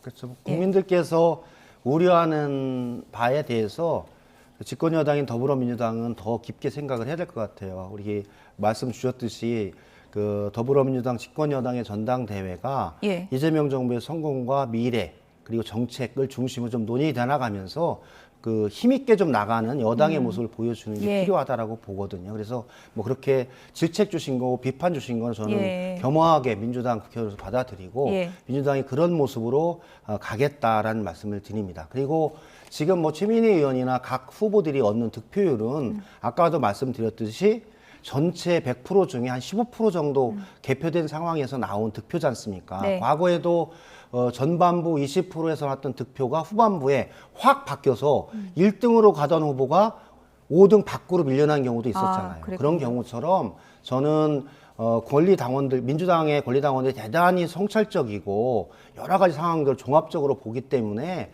그런 각 최고위원들의 예. 발언이나 행위들을 잘 보면서 판단할 것이다라는 생각이 듭니다. 네. 양당 다 비슷한데 우리 김영진 의원님처럼 이렇게 품격 있고 실력 있는 이런 분들이 최고위원 예. 가는 게 아니고요. 예. 강성 지지층한테 그저 센 말을 해야 그분들의 지지를 예. 받는 이 구조가 잘못되어 있는 겁니다. 그래도 지금. 김영진 의원님은 품격 있다고 인정하시네요. 이거 민주당에도 품격이 있고 훌륭한 분들이 꽤 있지요. 근데 저렇게 뭐 직선적으로 공격을 하고 예. 참 국민들 듣기에 거북한 이야기하는 분들이 지도부에 들어가면 또 네. 정치가 어떻게 되겠습니까? 그런 부분들이 좀 잘 전당대회에서 걸러졌으면 좋겠습니다. 네. 두 분이 오늘 토론 내내 싸우시다가 마지막에 마무리는 참 훈훈하게 해주셔서 감사드립니다. 김영진 민주당 의원, 성일종 국민의힘 의원 두 분이었습니다. 고맙습니다. 네, 감사합니다.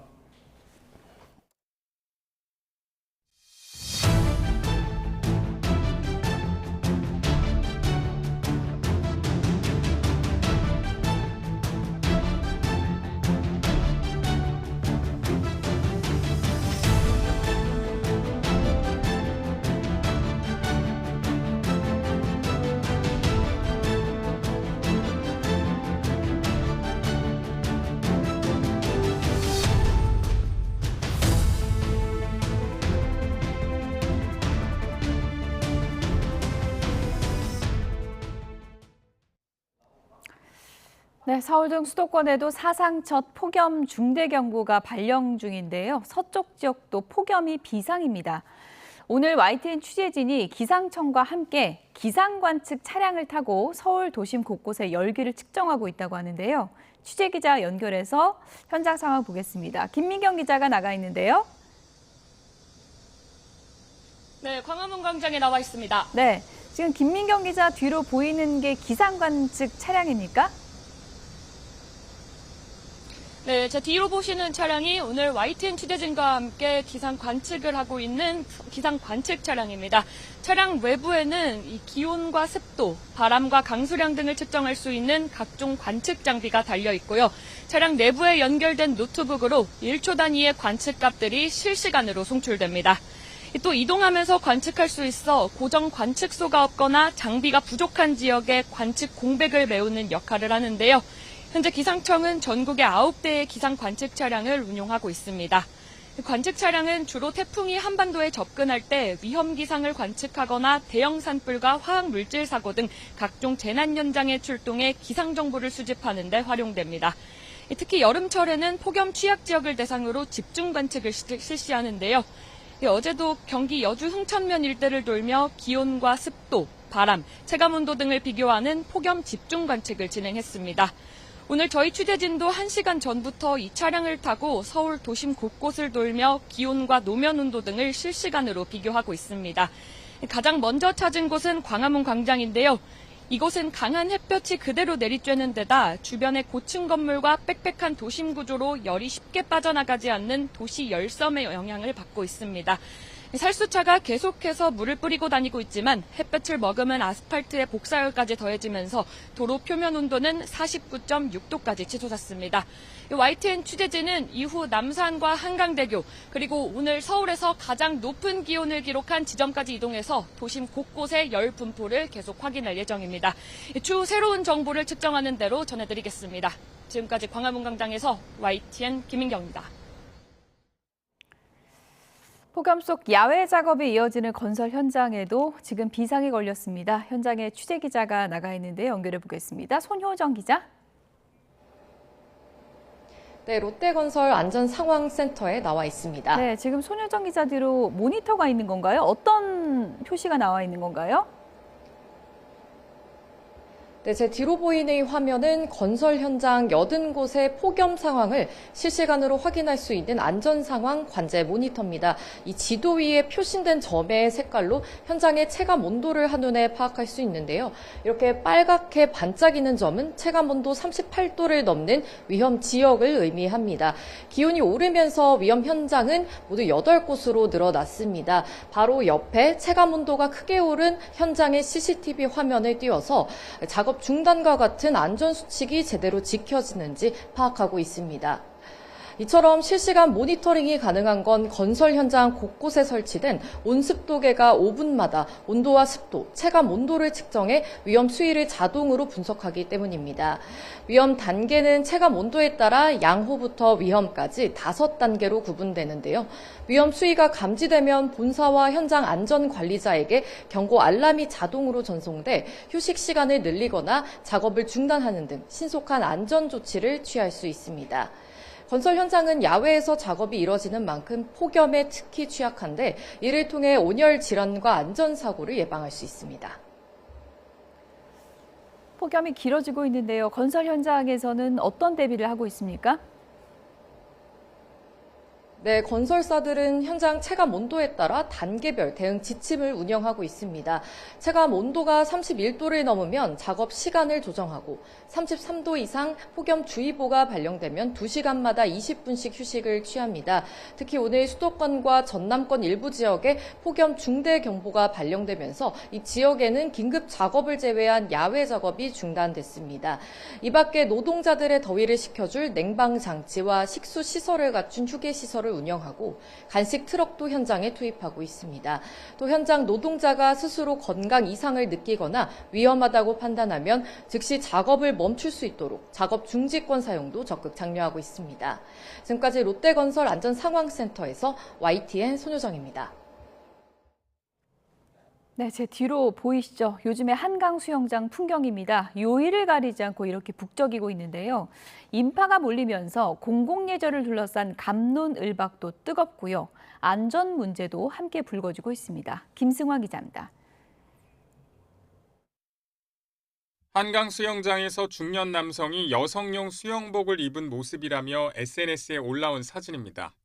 개인 자유지만 공공예절을 지켜야 한다는 의견이 있는가 하면 당사자 동의 없이 뒷모습을 촬영해 공유한 것 역시 문제라는 등 다양한 의견이 쏟아졌습니다.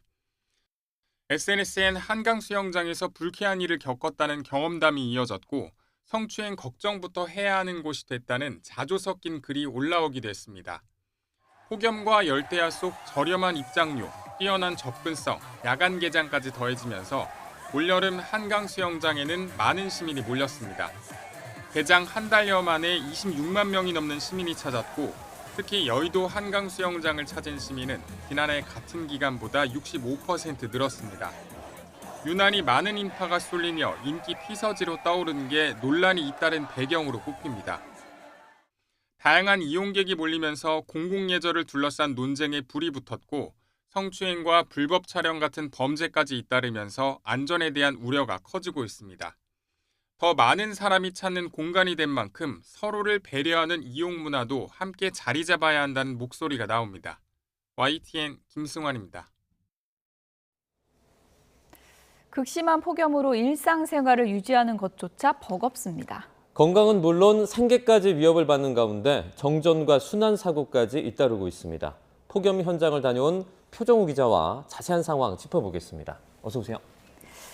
어제 어시장에서 상인들 만나고 왔다고 하는데 어떻습니까, 상황이?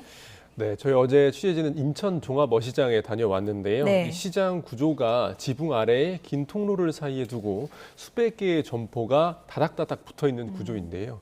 강한 햇볕은 어느 정도 피할 수 있었는데 달궈진 공기가 안에 계속 머물면서 찜통처럼 더웠습니다. 여기에 수산물과 수조도 있다 보니 습도도 상당히 높았고요. 그렇겠군요. 네, 어제 취재진이 오후 3시쯤 시장 안과 밖의 기온을 그리고 습도를 직접 측정해 봤는데요. 시장 안의 기온은 바깥보다 1, 2도가량으로 조금 낮았지만 습도는 5%포인트 이상 높았습니다. 또 현장 중계를 위해 가만히 서서 대기하는 것 사이에도 취재진의 얼굴과 등에 땀이 계속 흐를 정도였습니다. 네, 이런 상황이면 시장에서 하루 종일 일하는 상인분들은 정말 힘들 것 같아요. 네, 시장 상인분들은 사우나에서 일을 하는 것 같다고 이야기를 하셨습니다. 상인들은 생선 손질을 위해서 장화와 고무장갑 그리고 방수 앞치마까지 착용하고 일했는데요. 바람이 잘 통하지 않고 열이 빠져나가기 어려운 복장이라 땀이 마를 틈이 없다고 말했습니다. 또 시장에는 에어컨이 없고 선풍기도 마음껏 틀 수 없는 상황이라고 설명했는데요. 상인들 이야기 들어보시죠. 진짜 찜통이에요, 찜통. 사우나라고 보시면 돼요, 사우나. 일하다 보면 선풍기를 못 틀어요. 이 얼음이 녹을까 봐. 그래서 땀 범벅으로 일하다가 어지럽고 머리 아플 때가 가끔 있습니다. 네. 얼음이 녹을까 봐 선풍기는 못 트는군요. 네, 그렇습니다. 더 큰 문제는 이게 손님들이 발길이 끊겨서 매출은 줄었는데 이렇게 신선하게 유지하기 위한 관리 비용은 더 많이 든다는 겁니다. 한 상인은 요즘 얼음이 금세 녹다 보니 사용량이 가을이나 겨울보다 2배 이상 늘었고 화로 수조의 냉각기를 계속 돌리면서 전기요금 부담도 커졌다고 말했습니다. 네. 그래도 이렇게 일하고 좀 집에 가면은 시원하게 좀 쉴 수 있는 건가요? 네, 상인들에게 퇴근하면 좀 낫느냐고 물어봤는데 요즘에는 사실 집에 가도 마찬가지라는 답을 하셨습니다. 시장에서 온종일 더위를 견딘 뒤에도 열대야가 이어지면서 지친 몸을 제대로 회복하기조차 어렵다는 겁니다. 실제로 어젯밤 저희 취재진이 돌아본 서울 도심 상황도 다르지 않았습니다. 자정을 넘긴 시간 명동의 기온이 31도, 체감온도는 33도에 달했는데요. 낮 동안 어질러진 거리를 청소하는 환경미화원들 역시 더위 때문에 어려움을 겪고 있었습니다. 당연히 덥죠. 올해 유난히 더 더워요. 차 안에 에어컨이 나오니까 한 10분, 20분 쉬었다가 네, 이제 보면 생계뿐 아니라 건강까지도 걱정이 많이 되는 그런 상황인데 전국적으로 온열 질환자도 속출하고 있다면서요?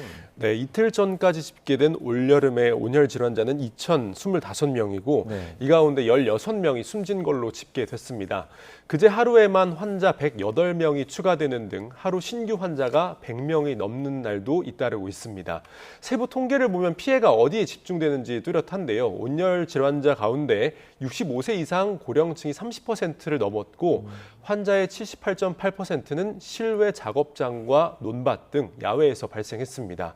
실제 경기 김포에서는 비닐하우스에서 일하던 80대 남성이 숨진 채 발견됐는데 소방은 출동 당시 체온이 40도를 넘었던 점을 바탕으로 밭일을 나갔다 온열 질환으로 숨진 걸로 보고 있습니다.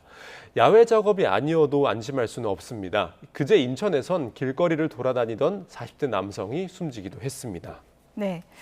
더워도 너무 더운 폭염이 계속되다 보니까 에어컨 안 틀고는 살 수가 없다. 지금 이런 얘기 나오고 있잖아요. 그러다 보니까 전력 사용이 많아져서 또 정전 사고도 있더라고요. 네, 그렇습니다. 에어컨 등 냉방기기 사용량이 크게 늘었고 일부 아파트에는 전력 설비가 견디지 못하는 사례가 계속 반복되고 있습니다.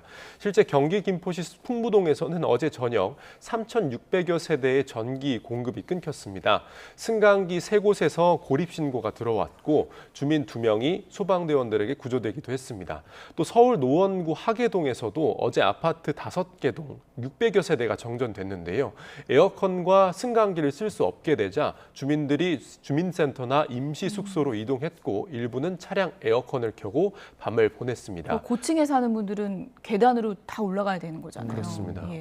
그래서 더욱 피해가 심한 상황인데 실제 또 경기 의정부와 고양 일산에서는 차량이 변압기와 전봇대를 각각 들이받아서 정전이 발생하기도 했습니다. 이렇게 덥다 보니까 바다나 계곡으로 이제 물놀이 가는 분들도 많이 볼 수가 있는데 이 순환 사고도 계속되고 있다고요. 네, 그렇습니다. 지난 주말과 휴일 전국에서 발생한 순환 사고로 9명이 숨졌습니다. 지난 2일 충남 태안의 방포 해변에서는 스노클링을 하던 50대 남성이 숨지기도 했고 제주 서귀포에서는 스쿠버 다이빙을 하던 60대 남성이 숨졌습니다. 또 강원 강릉에선 물놀이를 하던 60대 남성이 숨지는 등 이날 하루에만 물놀이 사고로 6명이 목숨을 잃었습니다. 또 도심의 호수와 한강에서도 위험한 상황이 이어지고 있습니다. 경기 수원의 한 호수에서는 술을 마신 남성이 새벽에 구명투브를 들고 물에 들어갔다가 구조되기도 했고요. 서울 잠실대교 인근 한강에선 수영하던 30대 남성이 수중보 주변에 거센 물살에 휩쓸려 심정지 상태로 구조됐습니다. 네, 안전수칙 잘 확인하시고요. 요즘 뭐 너무 덥다 보니까 물놀이 가도 시원하지도 않다 뭐 이런 얘기 있더라고요. 지금까지 표정호 기자와 알아봤습니다. 수고했습니다. 고맙습니다.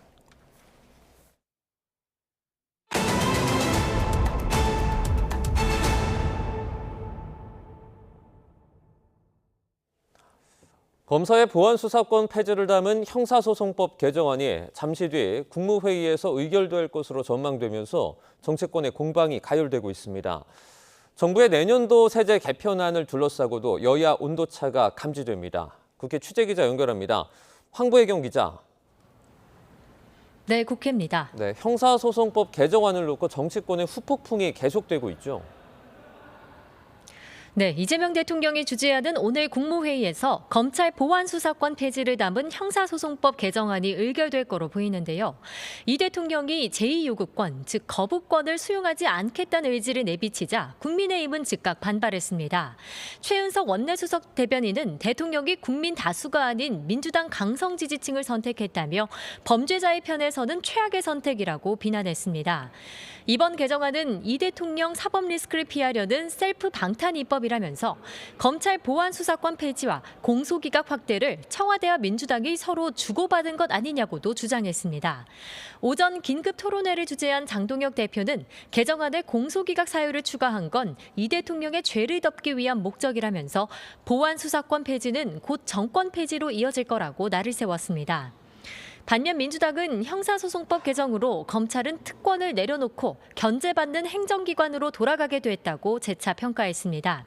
국민의힘의 위헌성 주장은 근거 없는 정치 공세로 대통령 탄핵까지 거론하는 걸 보면 본심이 어디에 있는지를 보여준다고 꼬집었습니다. 국민 피해가 발생하지 않도록 후속 입법에 속도를 내겠다고도 강조했습니다. 전용기 원내소통수석부대표는 중대범죄수사청을 더욱 세밀하게 준비해 수사의 전문성과 책임성을 국가가 보장하겠다고 밝혔습니다. 정부의 내년도 세제 개편안을 둘러싸고도 여야의 온도차가 비교적으로 뚜렷하죠. 네, 어제 저녁 발표 직후엔 별다른 입장을 내지 않았던 민주당, 오늘 처음으로 공식 입장을 냈습니다. 한병도 원내대표는 원내대책회의에서 이번 개편안의 목표는 성장과 민생을 위한 조세 정상화라고 평가했습니다.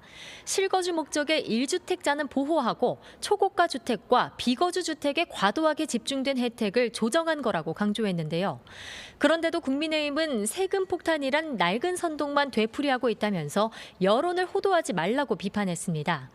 민주당은 다만 불가피한 사정으로 피해를 보거나 과도한 세부담을 지는 국민이 없도록 심의 과정에서 세심히 점검하겠다며 수정 여지를 열어놨습니다. 한 민주당 재경위원도 YTN과의 통화에서 수도권을 지역구로 든 의원들은 내후년 총선을 앞두고 민심에 미칠 영향을 우려하는 목소리도 적지 않다고 귀띔했습니다. 국민의힘은 세금 폭탄 투하 선언이자 최악의 증세라고 반발하고 나섰습니다. 정전식 원내대표는 이 대통령이 세금으로 집값 잡지 않겠다는 대선 공약을 파기했다면서 국민을 거짓말로 속였다고 맹비난했습니다. 이번 개편안은 공급 확대와 실수요자 대출 규제 완화 요구를 외면한 채 세금만 늘린 정책으로 전월세 가격을 폭등시켜 서민들의 경제적 부담이 커질 거라고도 우려했습니다.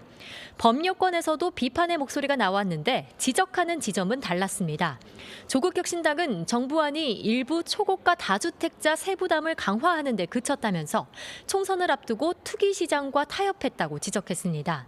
진보당 역시 시가 20에서 30억 원대 주택은 오히려 세금이 줄어들어 부동산 시장 안정화 효과를 기대하기 어렵다고 밝혔습니다. 지금까지 국회에서 전해드렸습니다. 트럼프 대통령이 이란과 협상 중이라며 대규모 공습 예고를 번복했지만 이란은 대화는 없다고 주장하고 있습니다. 위협과 협상을 반복하는 트럼프의 패턴을 파악한 이란이 버티기로 일관하면서 전쟁의 주도권은 이란에 넘어갔다는 분석이 나옵니다. 박영진 기자입니다. 트럼프 대통령이 이란을 향한 대규모 공격을 예고했다가 대화가 재개됐다며 취소한 건 처음이 아닙니다. 이번엔 무엇이 다르냐는 기자들의 질문에 트럼프 대통령은 참수하기 전에 이란에 마지막 기회를 주고 싶다고 답했습니다. 그러면서 이란이 미국과의 협상을 부인하는 데 대해선 이중적 행태라고 불만을 토로했습니다. When we talk, we say we're talking. If we're not talking, when you ask me, no, we're not talking, I'll say it. But we are talking right now, we're talking, and we're talking at the request of Iran. 하지만 이란은 여전히 미국과는 협상하고 있지 않다고 주장합니다. ما الان مذاکره‌ای با آمریکا نداریم. مذاکرات با عمان هست. متمرکز بر 오히려 호르무즈 해협 문제에서 당사자가 아닌 미국은 빠지라고 경고했습니다. کوریدور دوم رو به هیچ وجه ما اجازه نمیدیم. در تنگه هرمز کوریدور دوم باز بشه. حتی اگر ناو هم بیارن ناوشو میزنیم.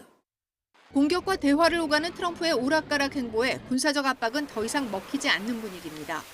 결국엔 꼬리를 내리는 트럼프의 타코 패턴을 이란이 주도권을 확보하는 지렛대로 삼고 있다는 분석이 나옵니다. 알자지라는 이번 공습 철회 전에도 최소 6차례의 타코가 있었다고 꼬집기도 했습니다. 뉴욕타임스도 트럼프가 긴장을 고조시켰다가 협상 등을 이유로 번복하고 있는 것은 누가 우위를 점하고 있는지를 보여준다고 보도했습니다.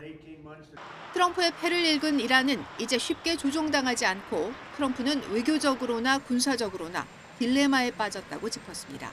YTN 박영진입니다. 트럼프 미국 대통령이 이란과의 대화가 진행 중이라고 밝힌 가운데 호르무즈 해협에서 화물선이 또 피격을 당했습니다. 영국 해사무역기구 UKMTO는 우리 시간으로 오늘 오전 오만 해안 인근 호르무즈 해협에서 화물선이 정체를 알 수 없는 발사체에 맞았다고 밝혔습니다. 피격 지점은 오만 무산담 반도의 카사부에서 북동쪽으로 20해리 약 37km 지점으로 호르무즈 해협에서 가장 폭이 좁은 곳입니다. 다만 선박 이름이나 피해 정도 등 구체적인 내용은 아직 알려지지 않았습니다.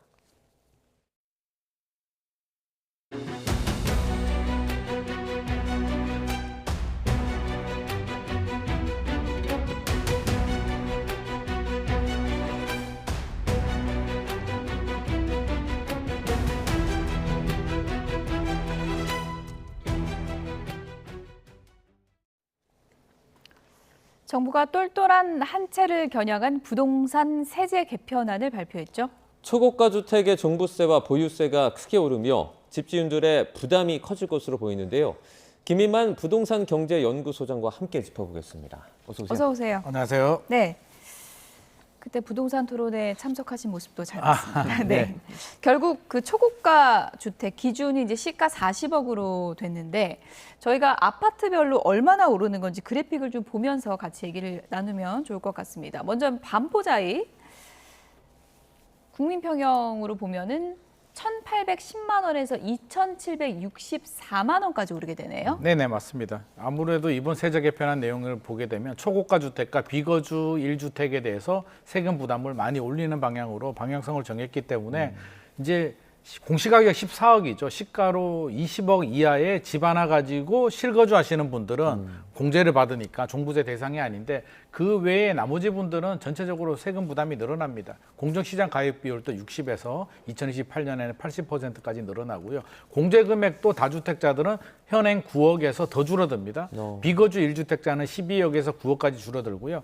가장 특징이 이제 세율인데 앞서서 이제 고가주택, 초고가주택 40억 말씀해 주셨는데 세율 구간을 보게 되면 2028년부터는 현재의 3주택자 이상에 적용이 되는 중과세율 0.5에서 5%의 매우 무거운 세율이 적용이 됩니다. 근데 아래 구간, 한마디로 시가로 따져보게 되면 한 30억 아래 구간은 세율이 크게 늘어나진 않는데 점점 올라갈수록 40억 이상이 되면 이제 세율이 지금보다 약 한 2배까지도 많게는 늘어날 수도 있기 때문에 세율이 올라가죠. 공정시장 가입비율이 올라가죠. 공제금액 축소가 되기 때문에 초고가 주택을 가진 분들 세부담은 2027년, 2028년 넘어갈수록 점점 커질 것 같습니다. 네. 지금 막 들어온 속보 한 가지를 좀 전해드려야 될 것 같습니다. 보안수사권 완전 폐지를 담고 있는 형사소송법 개정안이 국무회의에서 의결됐다는 속보가 들어왔습니다. 오늘 국무회의에서 이재명 대통령이 거부권 행사 요구와 관련해서 국회 입법권을 부정할 만큼 심각한 사안이 아니다라고 하면서 거부권 행사 관련해서는 선을 긋는 발언을 하기도 했는데요.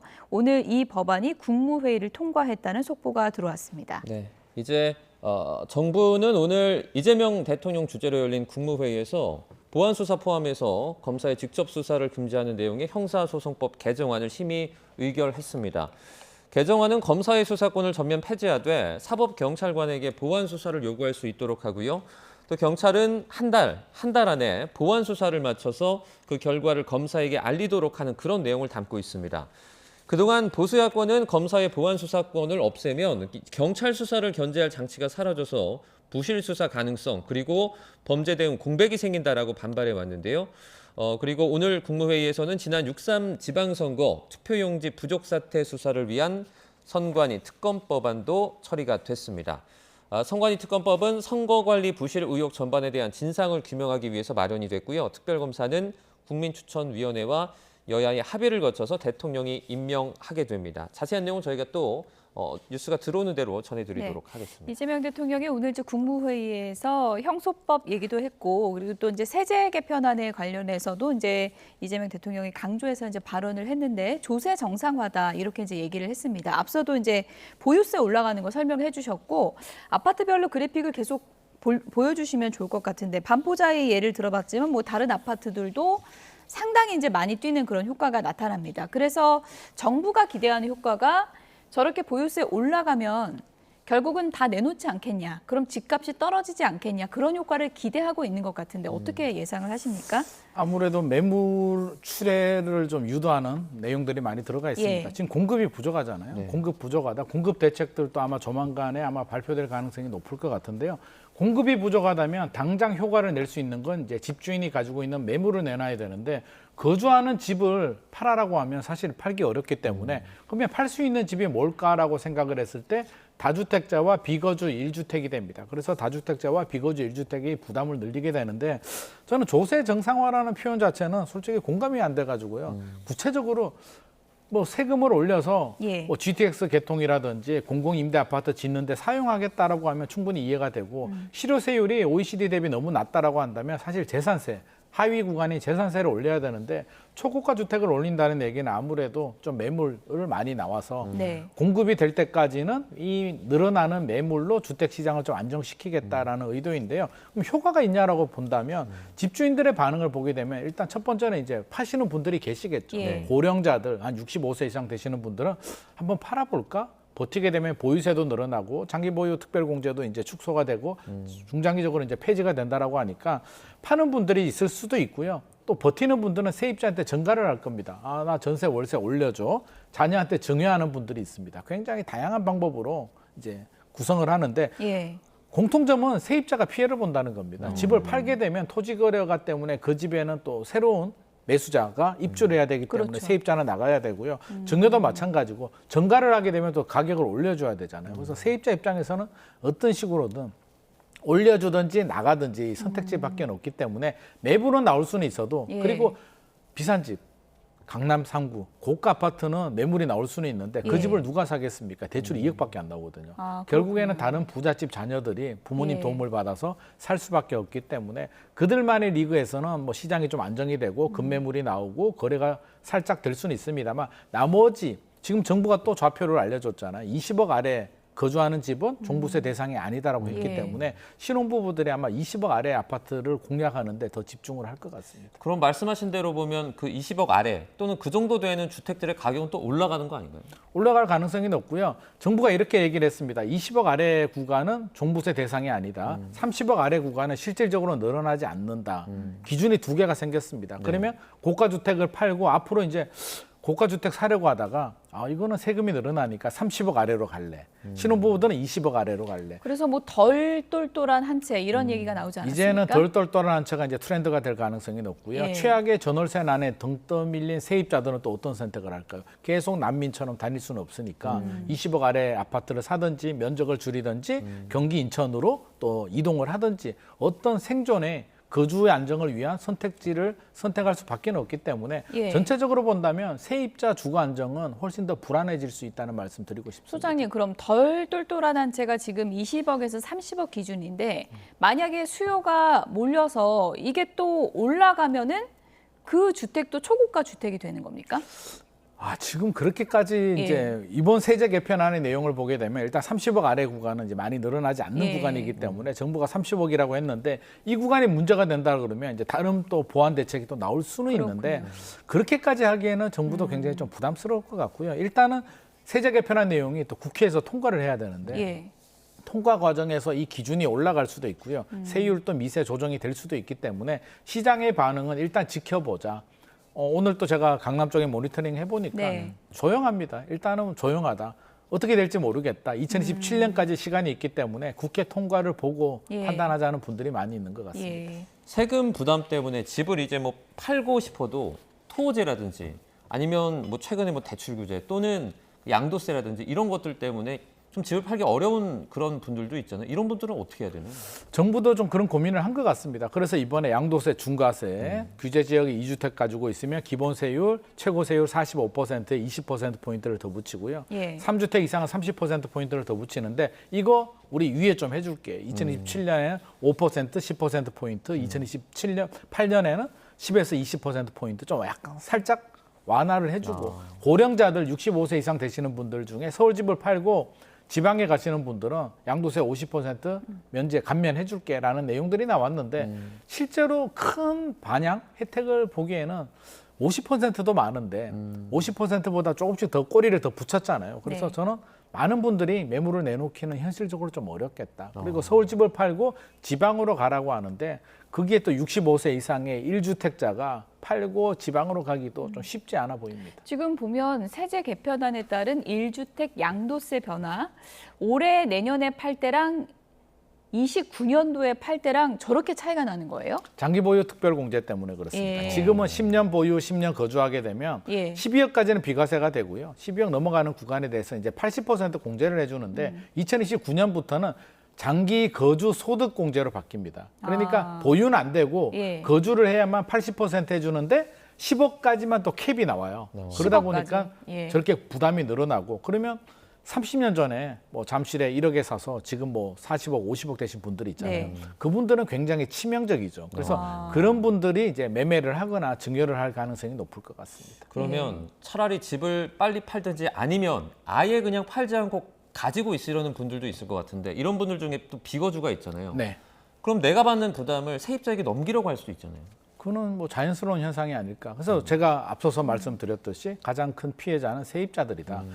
본인이 집주인이 거주를 하겠다라고 하면 계약갱신 청구가 안 되잖아요. 네. 세입자는 나와야 되고 안 나오려고 하면 집주인이 내가 올려줘. 나 지금 돈으로 내 종부세 못 내니까 올려줘. 그러면 세부담이 늘어나거나 쫓겨나게 되면 최근에 또 전월세 난입니다. 전세 매물 구할 수도 없기 때문에 비싼 돈을 주고 전세를 구하든지 아니면 차라리 대출 받아서 집 사자라고 해서 새로운 매매 수요로 또 둔갑을 할 수도 있기 때문에 여러 가지 경우의 수를 따져본다면 초고가 주택은 뭐 약간 동결 효과가 좀 생길 수는 있겠습니다만 30억 아래 구간은 훨씬 더 좋게 말하면 활발한 거고요. 나쁘게 말하면 훨씬 더 불안정해질 가능성이 높습니다. 네.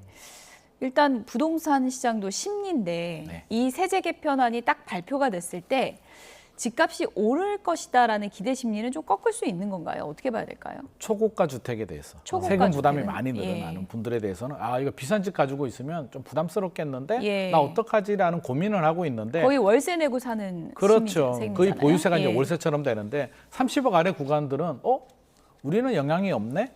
이거 전월세가 더 문제네? 수요가 더 늘어날 수도 있겠네. 초고가 주택으로 가던 수요가 30억 이하로 오게 되면 수요가 늘어나면 집값이 올라갈 수도 있겠네? 나 어떡하지? 서둘러야 되나? 이런 반응들이 나오고 있습니다.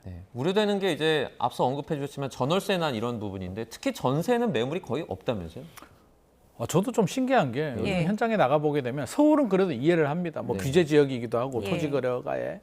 아니 왜 인천, 영종도는 왜 전세가 없는 건지 수도권 전체적으로 지금 전세 시는 말랐습니다. 예. 전세 매물이 없다 보니까 시장의 세입자들, 수요자들은 이제 울며 겨자 먹기로 그나마 몇 개 안 남은 전세 가격을 올려줄 수밖에 없고요. 그것도 계약하려고 하면 집주인들이 월세를 많이 바꿉니다. 미리 선제 대응을 해요.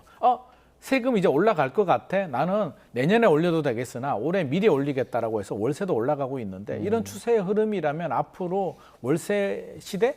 월세 초월세 우리가 선진국에서 보듯이 뉴욕이나 파리나 뭐 런던, 싱가포르에서 보는 높은 월세를 우리가 경험하는 시대가 조만간에 다가올 수도 있을 것 같습니다. 네.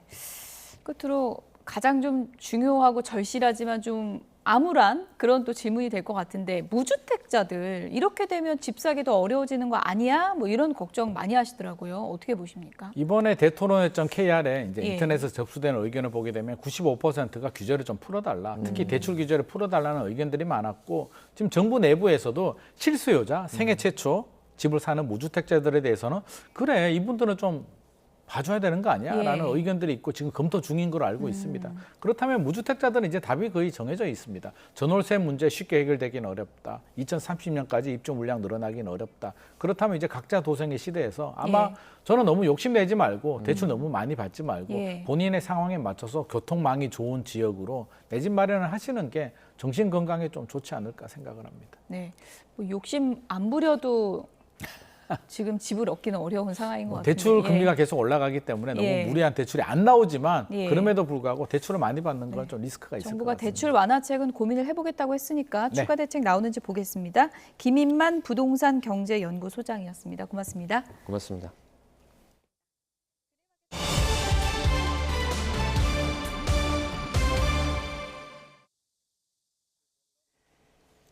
서쪽으로 범위를 넓힌 폭염의 기세가 오늘 한층 더 맹렬해지고 있습니다. 서울 전역과 수도권 곳곳으로 폭염 중대경보가 확대 발령된 가운데 오늘 서울의 한낮 기온은 38도까지 치솟으며 올여름 최고 기온을 경신할 것으로 보입니다. 신도림역에 나가 있는 기상캐스터 연결해 보겠습니다. 네, 윤수빈 캐스터, 지금 기온이 어느 정도입니까? 네, 현재 서울의 공식 온도는 35도입니다. 하지만 제가 나와 있는 이곳 구로구는 36.5도로 사람 체온만큼 올라 있는데요. 앞으로 기온은 최고 38도까지 더 올라서 하루 만에 또다시 올여름 최고 기온을 경신할 가능성도 있습니다. 오늘 날씨가 얼마나 뜨거운지 제가 이 열화상 카메라로 관찰해 봤습니다. 낮 동안 강한 볕이 내리쬐면서 지면이 뜨겁게 달궈지고 있습니다. 열화상 카메라로 도심공원의 바닥 온도를 재보면 현재 기온보다 약 10도 이상 높은 50도에서 60도 안팎까지 치솟아 있는 걸 볼 수 있습니다. 극한 폭염이 이어지며 건강한 사람도 온열 질환에 걸릴 위험성이 큰 만큼 한낮 시간에는 되도록 실내에 머무르고 불가피하다면 틈틈이 그늘을 찾아 휴식을 취하는 게 중요합니다. 현재 전국적으로 폭염경보가 뒤덮인 가운데 현재 폭염특보 최상위 단계인 중대경보는 전남 동부에 이어 전북 전주, 경기 곳곳, 서울 전역으로 확대했는데요. 오늘 서울과 광주의 한낮 기온 38도, 하남과 여주는 39도까지 치솟겠고요. 영남 지방은 대구가 36도 등 어제보다는 다소 내려가겠지만 여전히 뜨겁게 느껴지겠습니다. 폭염 속 경기 남부와 충청 이남 곳곳에는 오후 한때 5에서 최대 60mm의 소나기가 지나겠습니다. 또 동해안은 흐린 가운데 낮까지 약한 비가 내리거나 빗방울이 떨어지는 곳이 있겠습니다. 남은 한 주간도 서쪽 지방을 중심으로 극한 더위가 기승을 부릴 전망입니다. 낮 동안 전국적으로 자외선 지수가 매우 높게 치솟아 있습니다. 양산을 착용하면 체감 온도를 낮추는 데 도움이 되겠습니다. 이번에는 뚝섬 한강 수영장에 나가 있는 YTN 이슈 리포터 연결해 보도록 하겠습니다. 문상아 리포터, 더위에 지친 사람들이 그나마 시원한 물놀이장으로 몰리고 있다고요? 네, 그렇습니다. 평일인데도 불구하고 정말 많은 시민들이 이곳에서 피서를 즐기고 있습니다. 이제 막 쉬는 시간이 끝나고 뜨거운 공기를 피해 시원한 물속으로 뛰어들고 있는데요. 그늘막에서 휴식을 취하는 시민들은 시원한 과일로 수분도 보충해주고 있습니다. 그럼 이곳을 찾은 시민의 이야기를 직접 들어보시죠. 너무 덥죠. 지금 밖에 폭염이고, 근데 이제 수영장 물놀이 하면은 기온이 좀 내려가니까 그래서 찾았어요. 아무래도 좀 이제 더운 땀도 좀 식히고, 시원해가지고 좋았어요. 수도권 대부분 지역에 폭염 경보가 내려지는 등 찜통 더위가 이어지고 있습니다. 폭염에 지친 시민들은 가까운 도심 수영장에서 더위를 달래고 있는데요. 8월까지 운영되는 한강 수영장은 평일에도 하루 10,000명 넘게 찾는 등 도심 속 오아시스가 되어주고 있습니다. 어린아이 할 것 없이 인기인 유수풀장은 활기가 가득한데요. 잔잔한 물살에 몸을 맡긴 피서객들은 여유롭게 떠다니며 무더위를 날리고 있습니다. 유수풀을 이용할 때는 안전을 위해 구명조끼나 튜브를 반드시 착용해야 하고요. 장시간 야외 물놀이 시에는 물을 수시로 섭취하고 그늘박에서 규칙적으로 휴식을 취해 주셔야겠습니다. 네, 폭염에 지친 몸과 마음, 물놀이로 조금이나마 달래보셔도 좋겠습니다. 네, 이렇게 더울 때는 목이 마르지 않아도 야외에서는 물을 자주 마시는 게 중요하다고 합니다. 모두 더위 대비 잘하시고요. 윤수빈 캐스터, 문상아 리포터 수고했습니다. 네, 오늘 형사소송법 개정안 보완 수사권을 완전 폐지하는 형사소송법 개정안이 국무회의에서 의결된 것을 두고 여야 반응이 지금 속보로 전해지고 있습니다. 이재명 대통령이 앞서 국무회의에서 거부권 행사에 대해서는 선을 그었고 국무회의에 의결이 됐죠. 보완 수사권이 워낙에 이제 국민 민생에 굉장히 중요한 문제다 보니까 본회의 통과 이후에도 여야 공방이 거세지고 있었고요. 국민의힘에서는 대통령이 거부권을 행사해야 한다라고 주장을 해왔었죠. 오늘 국무회의 의결과 관련해서 민주당은 검찰의 권한을 분산하고 책임은 강화하는 개혁이다라고 했고요. 국민의 우려를 해소할 후속 입법과 제도 보완에 나서겠다라고 밝혔습니다. 또 당내 TF를 출범시켜서 피해자 보호 사각지대를 점검하겠다고 계획을 밝혔고요. 10월 출범할 중수청, 공소청도 차질 없이 준비하겠다는 입장을 밝혔습니다. 오늘 국민의힘 입장도 지금 속보로 들어왔죠. 네, 이에 대해서 이제 국민의힘은 반대 목소리를 냈는데요. 이재명 대통령이 거부권을 포기한 것은 셀프 방탄을 완성한 것이다. 그리고 향후 사법 혼란은 모두 이재명 대통령과 민주당의 책임이다. 이렇게 일가를 했습니다. 피해자들의 절규를 외면했고 국민 대신 강성 지지층을 선택했다. 그리고 이어서 국민과 사법 정의의 정면으로 도전을 했고 이와 같은 행위들은 이제 사법 파괴를 하는 것이고 이에 대해서 규탄을 한다라면서 반발의 목소리를 냈습니다. 네, 이제 저희가 앞서 속보로도 전해드렸지만 보완 수사권 관련해서 국무회의에서 의결이 됐고요. 여야는 이에 대해서 각각의 입장을 밝혔다라는 내용을 전해드립니다. 네, 자세한 내용은 민생에 저희가 중요한 내용이기 때문에 아무래도 향후 정치권에도 파장이 이제 계속될 것으로 보이는데요. 이어지는 뉴스에서도 이 내용 짚어드리도록 하겠습니다. 국민의힘 성일종 의원은 우리 육군이 이번엔 미군이 아닌 육군 소속 무인기를 적군으로 오인해서 격추 직전까지 가는 일이 있었다고 주장하면서 이런 엉터리 군대가 어디 있느냐고 비판했습니다. 성 의원은 오늘 국회 기자회견을 통해 육군 1군단이 어제 오후 육군 시험평가단에서 시험 비행차 띄운 드론을 적군기로 오인을 하고 대공 준비 태세인 두루미 발령 직전까지 가는 일이 있었다고 주장했습니다. 특히 같은 시험 비행이 오전에 정상적으로 이루어졌고 육군 1군단에 사전 통보까지 됐을 텐데 아군인지 적군인지 구별하지 못했다는 건 군작전 시스템이 완전히 붕괴한 거와 다름이 없다고 지적했습니다. 뉴스나우 오늘 순서는 여기서 마치겠습니다. 시청해주신 여러분 고맙습니다.